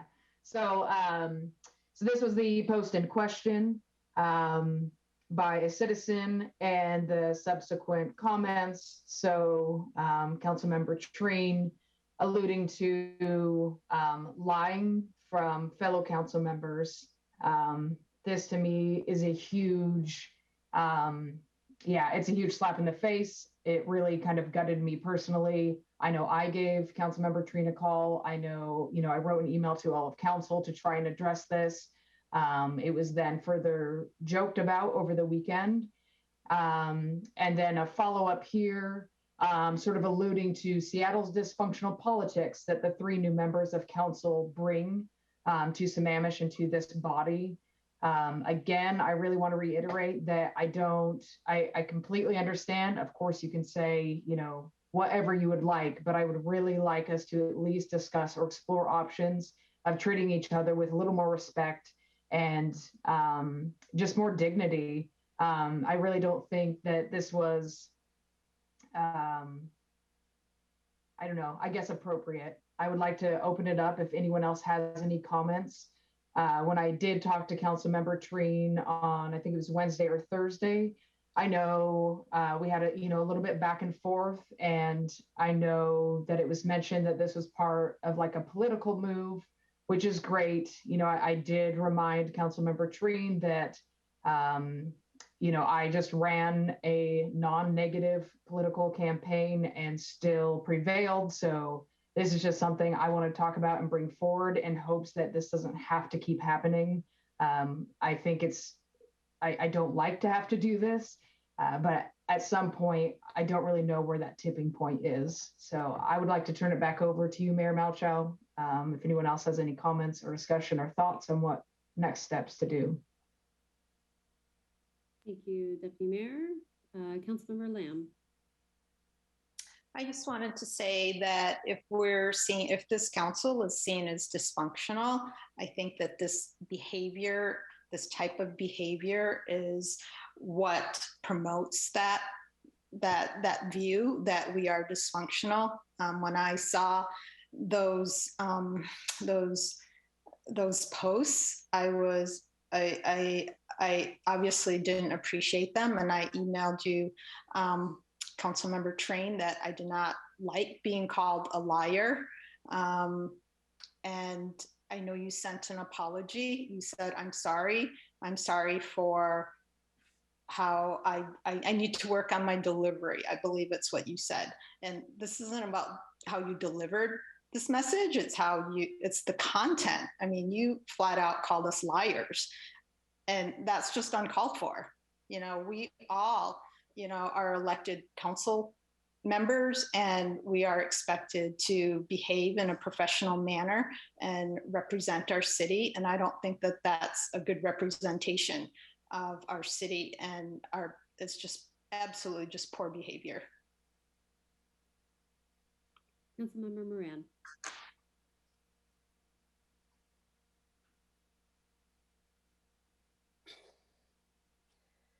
Well, this is kind of the part of it is everybody has the right to free speech. Part of it is that if we are going to constantly, because I'm hearing that somebody say, well, he apologized for this, but here we're bringing it up again.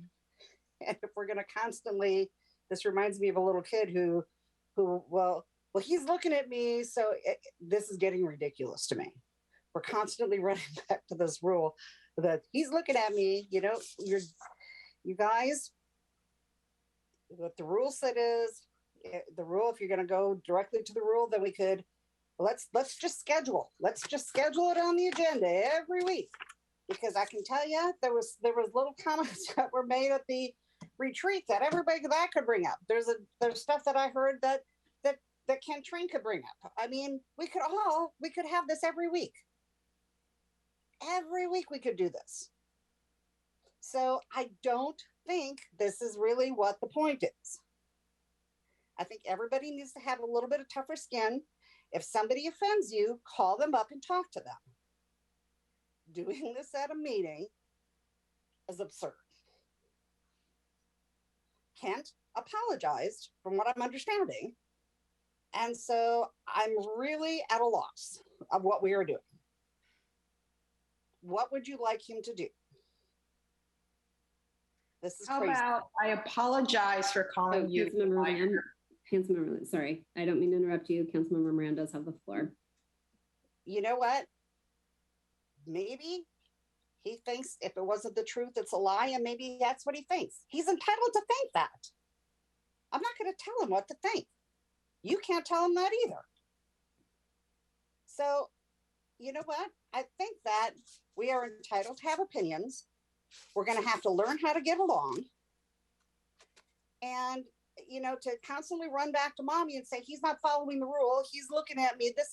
This reminds me of Romper Room. It's getting ridiculous. So if that's how it's going to be, then we're going to have to just schedule time on the agenda, put it on topics every week. Who did what to who, and let's just be done with it. Councilmember Howe. Well, that took an unfortunate turn. I look at this as one of the comments you made, Kent, during our retreat, you do unto others. And so I would just ask that you restrain public comment to something that you wouldn't mind being seen or heard about yourself. We all have our own opinions, absolutely. And you're welcome to those opinions. However, denigrating a fellow council member in a public forum is not just inconsiderate and intemperate, it's problematic and degrades the office. And I am optimistic that we can get past this. And Karen, I think that we can, so that this doesn't become a topic we have to talk about all the time, but we do have to call it out when it happens and when it's egregious. And so maybe you apologize to some people. You certainly did not to me.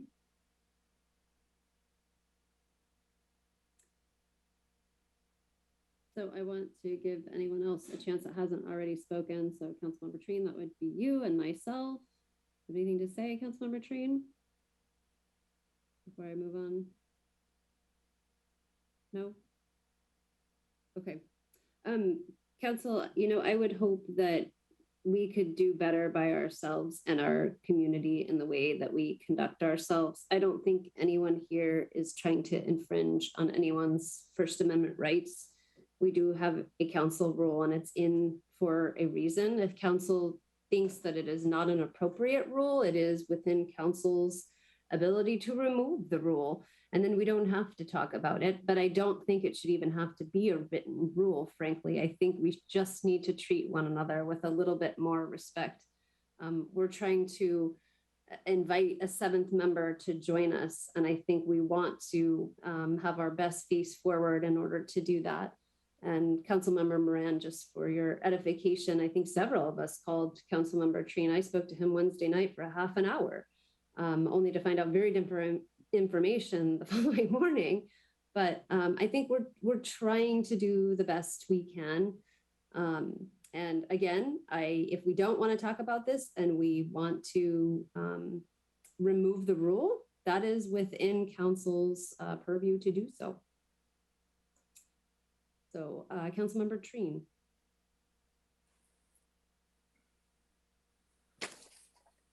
Well, I probably could have made a better choice of words. But as a member and as members of this council, which I am one, have all stated that they support managed growth, except maybe -1, who took offense at my comment, and it wasn't even directed at them. But being that we are all on this council, my comment was directed to the council as a whole. And when the opportunity came for this council to adopt the lowest possible growth target and allow the city to begin to catch up on its infrastructure, 4 council members chose to vote for a higher amount. So I'm curious, how can those council members claim that they're for managed growth? Point of order. State your point, Councilmember Lamb. We're not talking about managed growth. We're not talking about growth at all. We're talking about violation of a council rule. Your point is well taken. Councilmember Moran.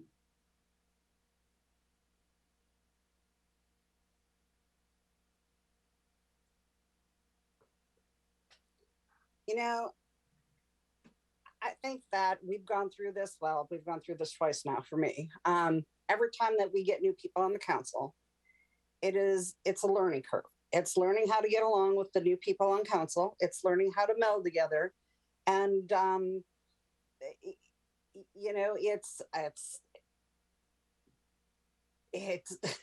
it's personalities trying to get along.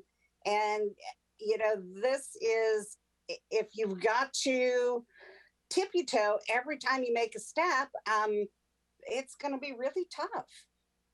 It's going to be really tough. And I don't know who talked to Kent, and I'm just saying, I don't know. It doesn't really matter.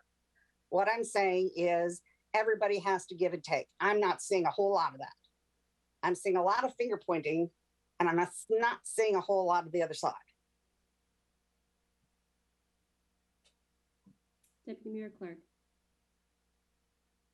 I guess I would like to just bring it back to that I don't mind disagreement. That was not the issue. The issue was because of disagreeing on something, we're automatically labeled something else by a council member. So it's not about having thick skin. It's not because I'm new that now it's an issue. I think this would be an issue broadly in anyone's elected official seat. If it was a workplace, if you had done that, I feel like it's the exact same way.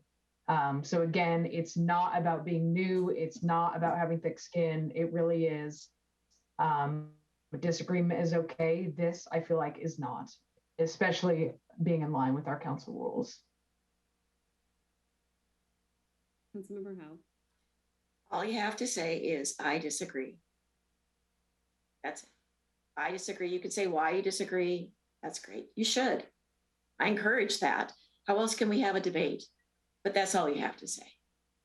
You don't have to call someone a liar. Council, maybe I can wrap this up with a topic that came up during our mini retreat, which was the dissenting opinions being able to put out a statement via an official channel, which is not Facebook. Maybe it's through the city's official Facebook page, but I would argue it should probably be on the city's website. But that may be a way to allow any minority opinion on any one thing. And I don't think that staff probably wants to write up every minority opinion on everything. But if there are topics that are of heightened interest, both to council and or the general public, and the council chooses to have a dissenting opinion written, that could be something that we consider as an alternative to running out to closed Facebook groups and hurling insults. So I throw that out there as an option, and maybe at an upcoming meeting, we can put our council rules in general as an item that we can discuss. And that could be a rule that we add, is that we allow a dissenting opinion to have their voices heard. Councilmember Moran.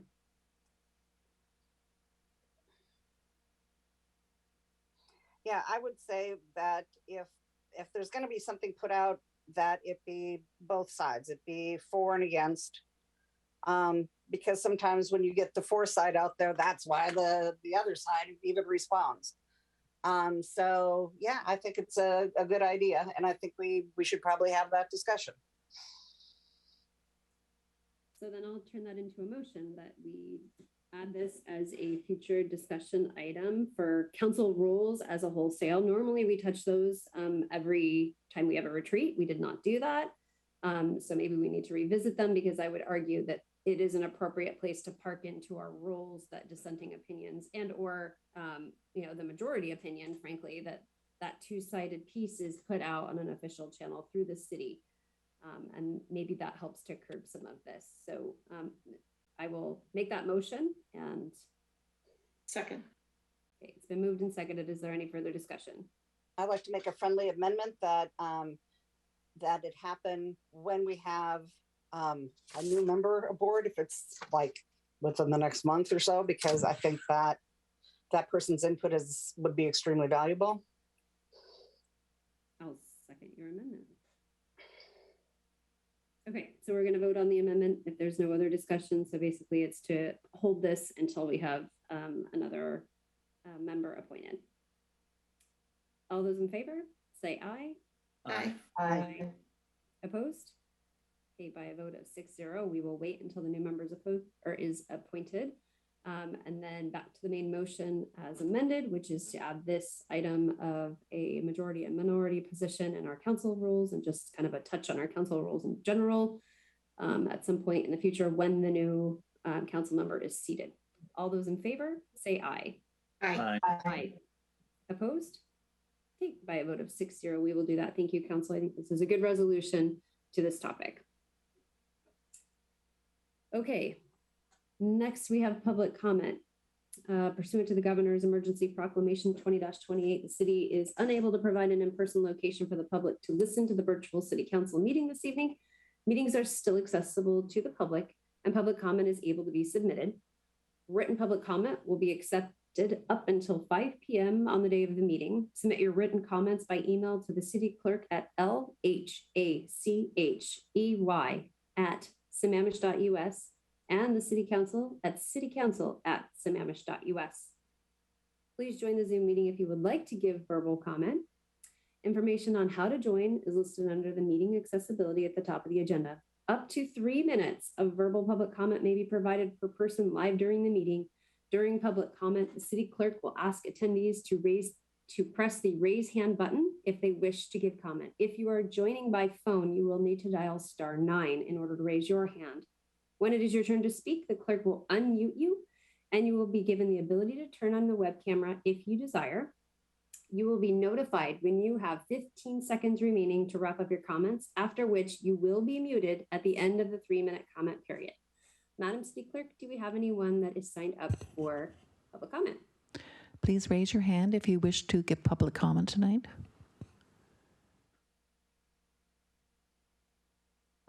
Currently, I see 5 hands raised, so I will transfer them in the order that they have raised their hands. One moment, please.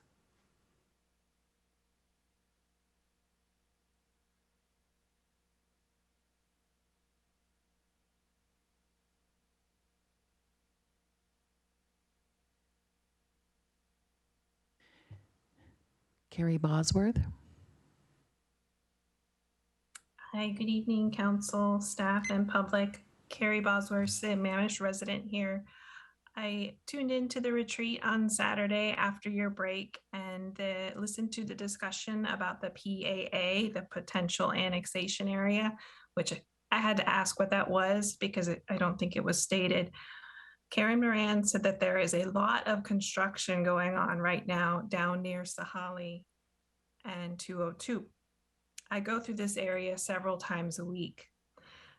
As far as I can see, there's only one home being built into a hillside that I can see from the bus. Going towards Redmond, the closest thing being built that has been built recently is the Bond, and that's about 2 miles away. If you go in the other direction, about 2 miles away as well, there are some homes being built across from Albertsons off 202. Going beyond that, you'd have to go 10 miles to Falls City, where I see the next homes being built near their city center. So I don't really know what the comment was about, that there was a lot going on down there. I do have an idea about what to do down there, but I'll get back to that in a minute. Next, Mayor Christy Malchow said that why don't we put some car dealerships down there, like 3. And it kind of blew me away. I understand her point was to get tax revenue. I do agree we need more tax revenue in the city. I want to tell you that I was recently reviewing my receipts, doing my taxes, and the one thing where I generate a lot of sales tax is home improvement. We live here in an older home. I've literally been doing home improvement for 4 years straight, and probably will so for the next 10 years. So I would prefer, instead of car dealerships, I would prefer the Ace Hardware that some, not all, residents would like. Getting back to the PAA, if I knew this was a possibility back when I attended the open house for the North Park and Ride, I would have loved to pursue this option. I was really disappointed when I went there because there really were no North selections, and I went with the college campus because that seemed like the best thing. As someone who does need to commute out of the city for work, I'm not going to drive 10 minutes into the city only to have to drive 10 minutes back out on public transit. By the way, Karen Howe did also mention this idea on Saturday. So, you know, if we're going to explore a PAA in that area near Sahali and 202, I would prefer for the park and ride, and just a little disappointed that that wasn't already an option at that time. Thank you. Have a good evening. Thank you, Ms. Bosworth.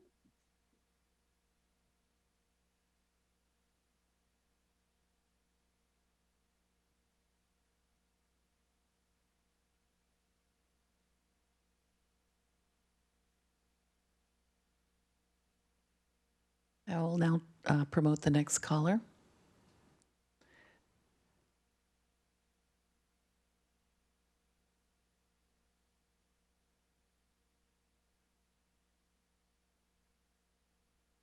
Ramiro Valderrama. Former Deputy Mayor Ramiro Valderrama. Every week there appears to be a new episode in Malchow Gate. This week was the departure of yet another city manager, Dave Rudat. For the last 5 years, Malchow has been either the mayor or the deputy mayor, and during this time, the city has gone through 6 city managers.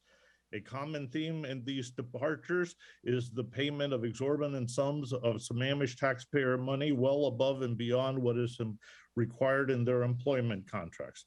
While I was a member of the council, I voted against the massive separation agreements that Malchow and the majority had approved for the city managers Lyman Howard and Rick Rudimenkin. Along with other citizens, I cited the payout as disgusting and fiscally irresponsible. Each departing city manager had a clearly written employment contract. Yet in the cases of each, Malchow and the majority council added exorbitant amounts of money in exchange for the departing city managers signing non-disclosure agreements that effectively became gag orders, preventing them from discussing misdeeds that they had witnessed.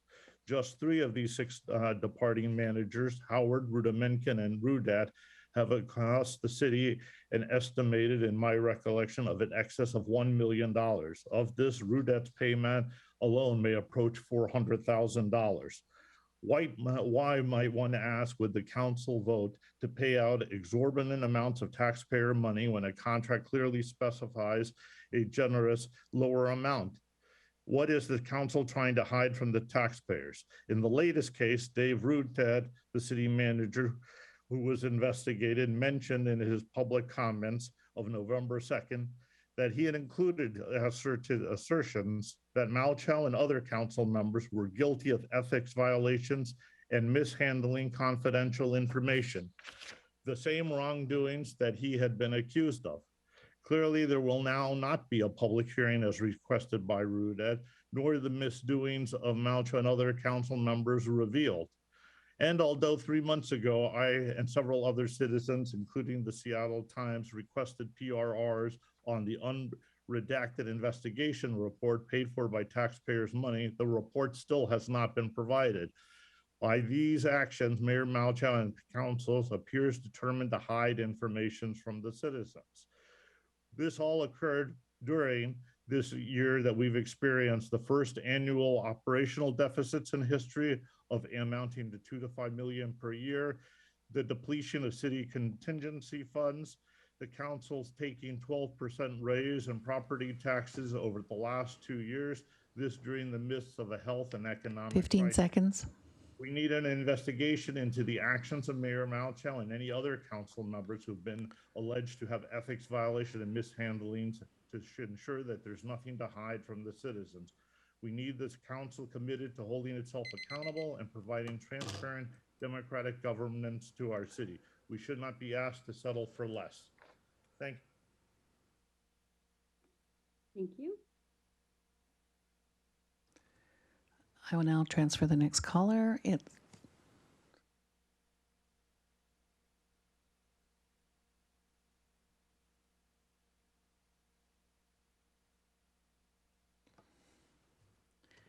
Mary Wichter.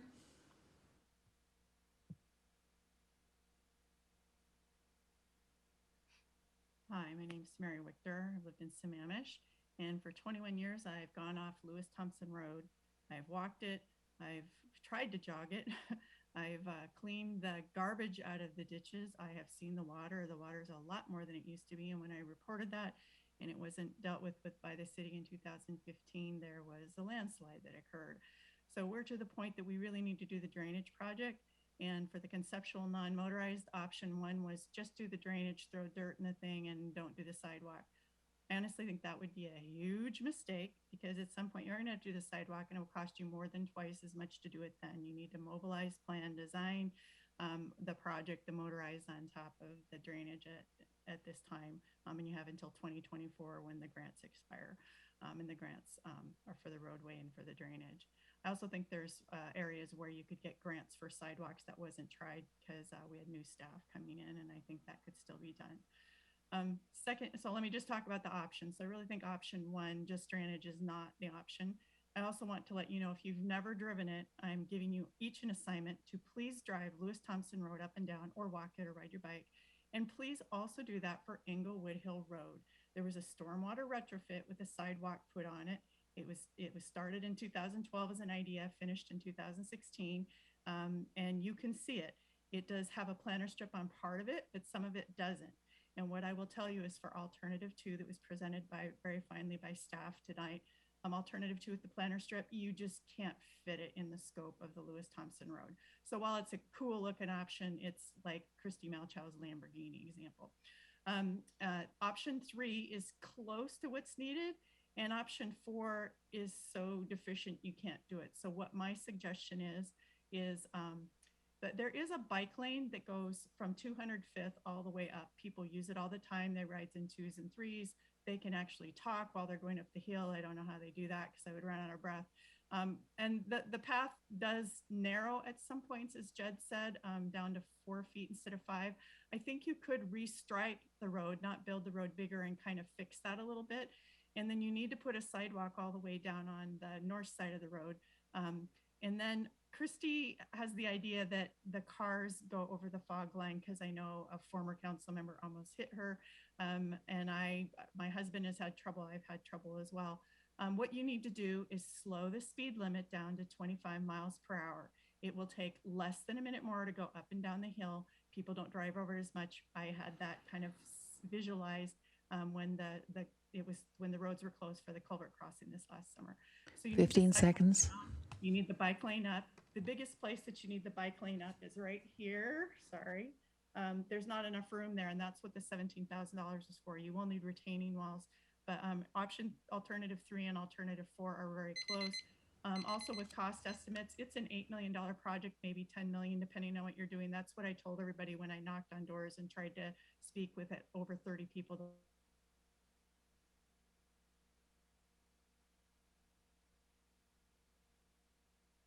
I will now unmute the next caller. I'll promote them.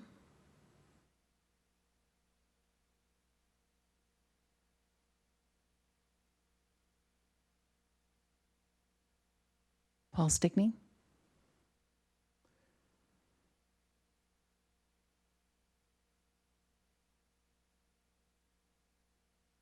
You're muted.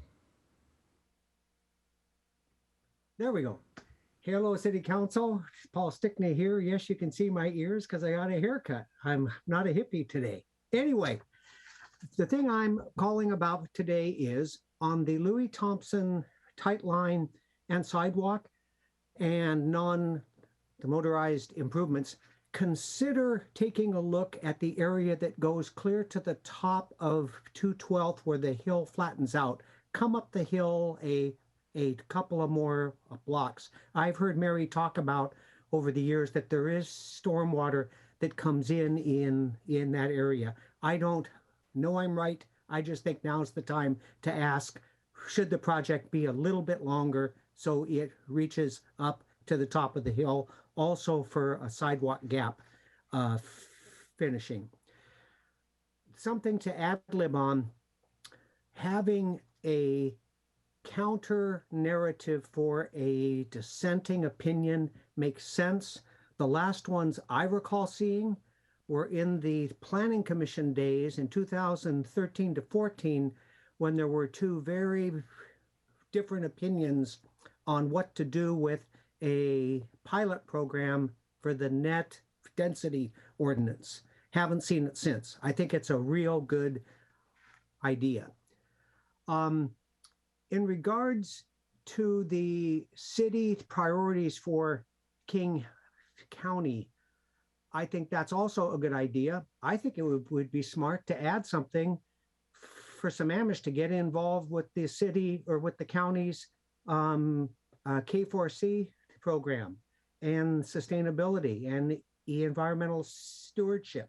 That's a huge program that the county's doing and should be a part of it, as our city as well as all cities. I think for Redmond, it would be interesting to ask them to put some information, or, well, let me rephrase. It would be nice to get a little more information on Redmond's transportation project where East Lake Sammamish Parkway meets Highway 202 at Whole Foods. That's an important choke point, and we learned that that has funding, or at least it was stated. On the last thing, about a fringe, Vision 2050 clearly has contiguous urban areas and non-contiguous. That's in the plan. Carnation, Duval, cities that don't touch the urban area are non-contiguous. They are treated. 15 seconds. There is no such thing as a fringe other than that. So if you're going to ask for that change, that comes from the state, not from the county. And I don't agree with that change. I think non-contiguous and contiguous is the answer. Have a good evening. Thank you.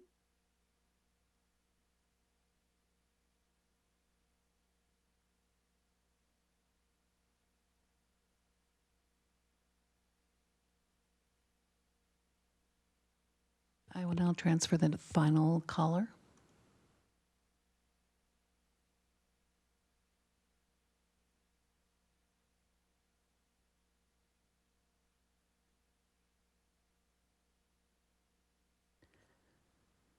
Paula?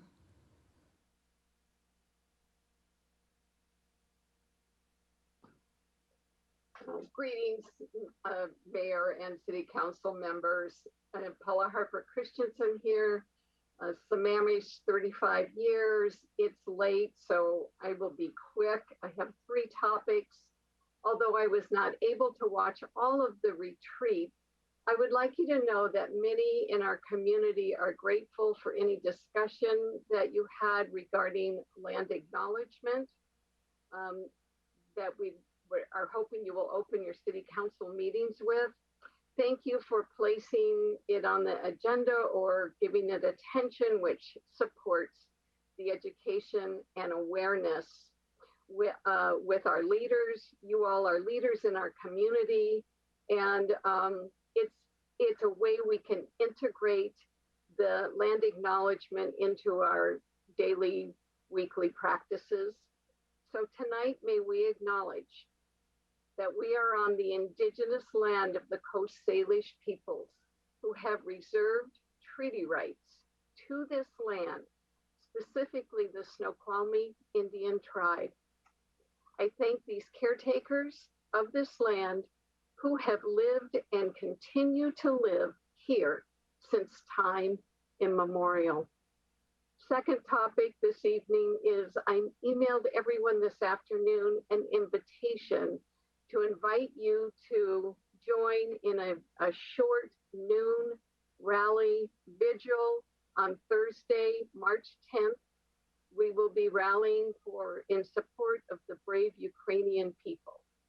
With people fleeing Ukraine or dying in their homes, let's stand together for peace. So join us, Plateaupians for Peace, and the Sammamish Interfaith Coalition outside Sammamish City Hall. It's a good way to spend lunchtime. Sammamish is the home of many Ukrainian people. They are devastated by what has happened to their family, their neighbors, their neighborhood, their community. So let us gather in solidarity at lunchtime on Thursday. The third item is June is only a few months away, and it's Pride Month. So what does gender justice look like in Sammamish? It's a city, hopefully, where social practice and policy support the roles of parents, of neighbors, of youth, and community builders. That's us. 15 seconds. Where our health and well-being are not affected by race, class, gender, or identity. I hope City Council will begin a discussion about flying a Progress Pride flag, which represents pride, trans, and BIPOC neighbors. I wish you all the best as you select a new council member. Thank you. Madam City Clerk, is that all? Yes, that completes public comment. Thank you. So council, next we have council reports. I do have a report there. I do have a couple of items. I did meet with our King County Council member, Sarah Perry. I understand Karen Moran had a meeting with her on the same day. She said she was meeting with you a few hours after me. And while my bullet points don't look very healthy there, she did send out a survey and it's still open is my understanding. So residents can still participate in that. But I thought it was interesting, the top 3 across all of the zip codes that District 3 covers are public safety, behavioral health, open spaces, which included water and forests. And I suspect those are probably somewhat mirrored in our own community. Of course, we do have people participating in that too. Mr. City Manager, just to make sure that you don't miss the bullet point on the bottom there, she is requesting Sammamish's police and fire calls for last year to see what has increased and where in the city. The other item that I want to bring up to council, and I feel like I'm stealing someone else's thunder by even saying this, Issaquah Falls City Road widening from 242nd to Klahani was selected to receive an honor award in the American Council of Engineering Companies. And this is the 2022 Engineering Excellence Awards competition. The city is being awarded something locally, but then also nationally. So it's a really big deal. The firm and client will be announced at this black tie gala dinner and awards program, which is taking place in Washington, D.C. I was asked by the Public Works Director to attend. There is a second ticket. I did not feel like it was appropriate for my husband to fly on taxpayer dollars to DC. So he is staying here, but that means that if a second council member wanted to attend, that they could on behalf of the city. And again, I feel like we had very little to do with that award. So I do want to acknowledge the public works staff and the engineers and our city staff that worked very hard on that project, as well as our consultants. I know I was attending open houses for it before I was even on the council. So this would have been back in 2015. So very exciting. But I do want to open this up to council. If it comes to a vote, I feel like because I'm going, I feel like I should recuse myself from the vote since I am attending, and I'll let the council sort this one out. So I see some hands up. Councilmember Moran. Do we have the engineer who was involved in that project? Is he still at the city? I believe so. Well, I would like to, I would think that he should go. So I would make the motion that he should be there.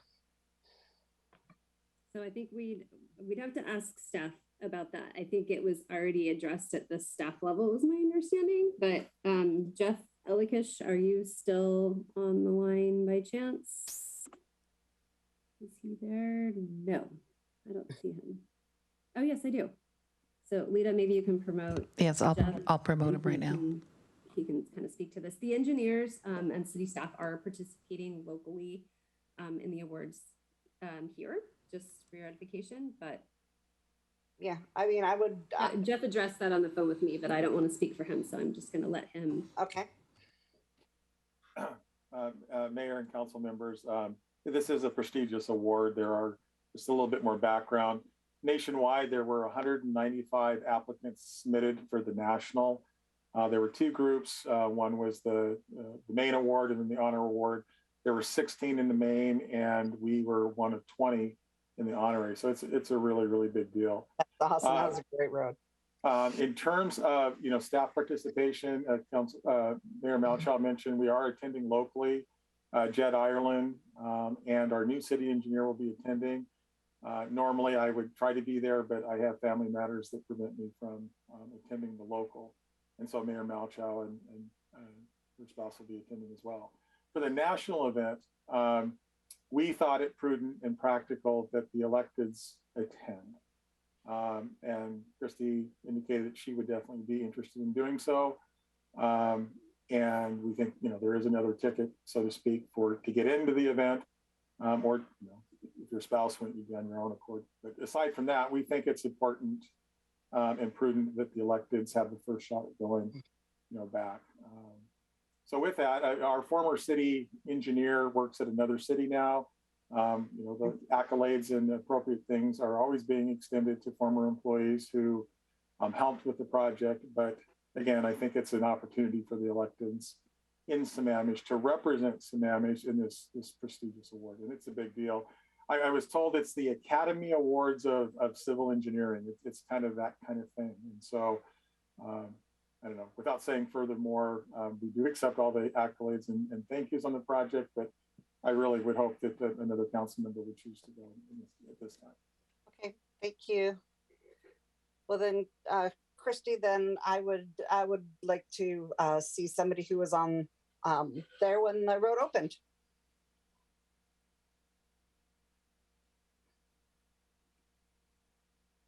Mayor Clark? I was going to say, I totally understand what Councilmember Moran is saying. I will also offer, as far as like mayor and deputy mayor, I would be willing to fill that as well if that was appropriate.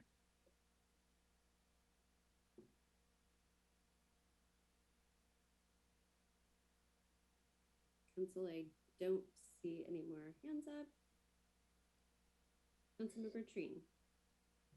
Yeah, so former Mayor Moran would be my vote for attending this meeting, as she was one of the leads during Chrissy and Karen, and we'd have to go back one more set of mayors, but I mean, you pretty much have the two mayors during most of this project, so it'd be probably appropriate for the two of them to go. Heck, I think, Karen, weren't you even the deputy mayor under Chrissy Malchow too during some of this project? So it seems to me that the two ladies would be the appropriate choice for headed to Washington, D.C. to represent the city. Thank you. When is it? May 25th, if I'm not mistaken. That sounds right. I would support Councilmember Moran going.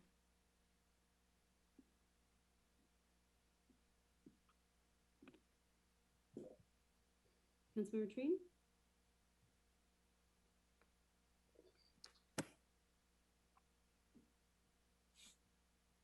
Oh, okay.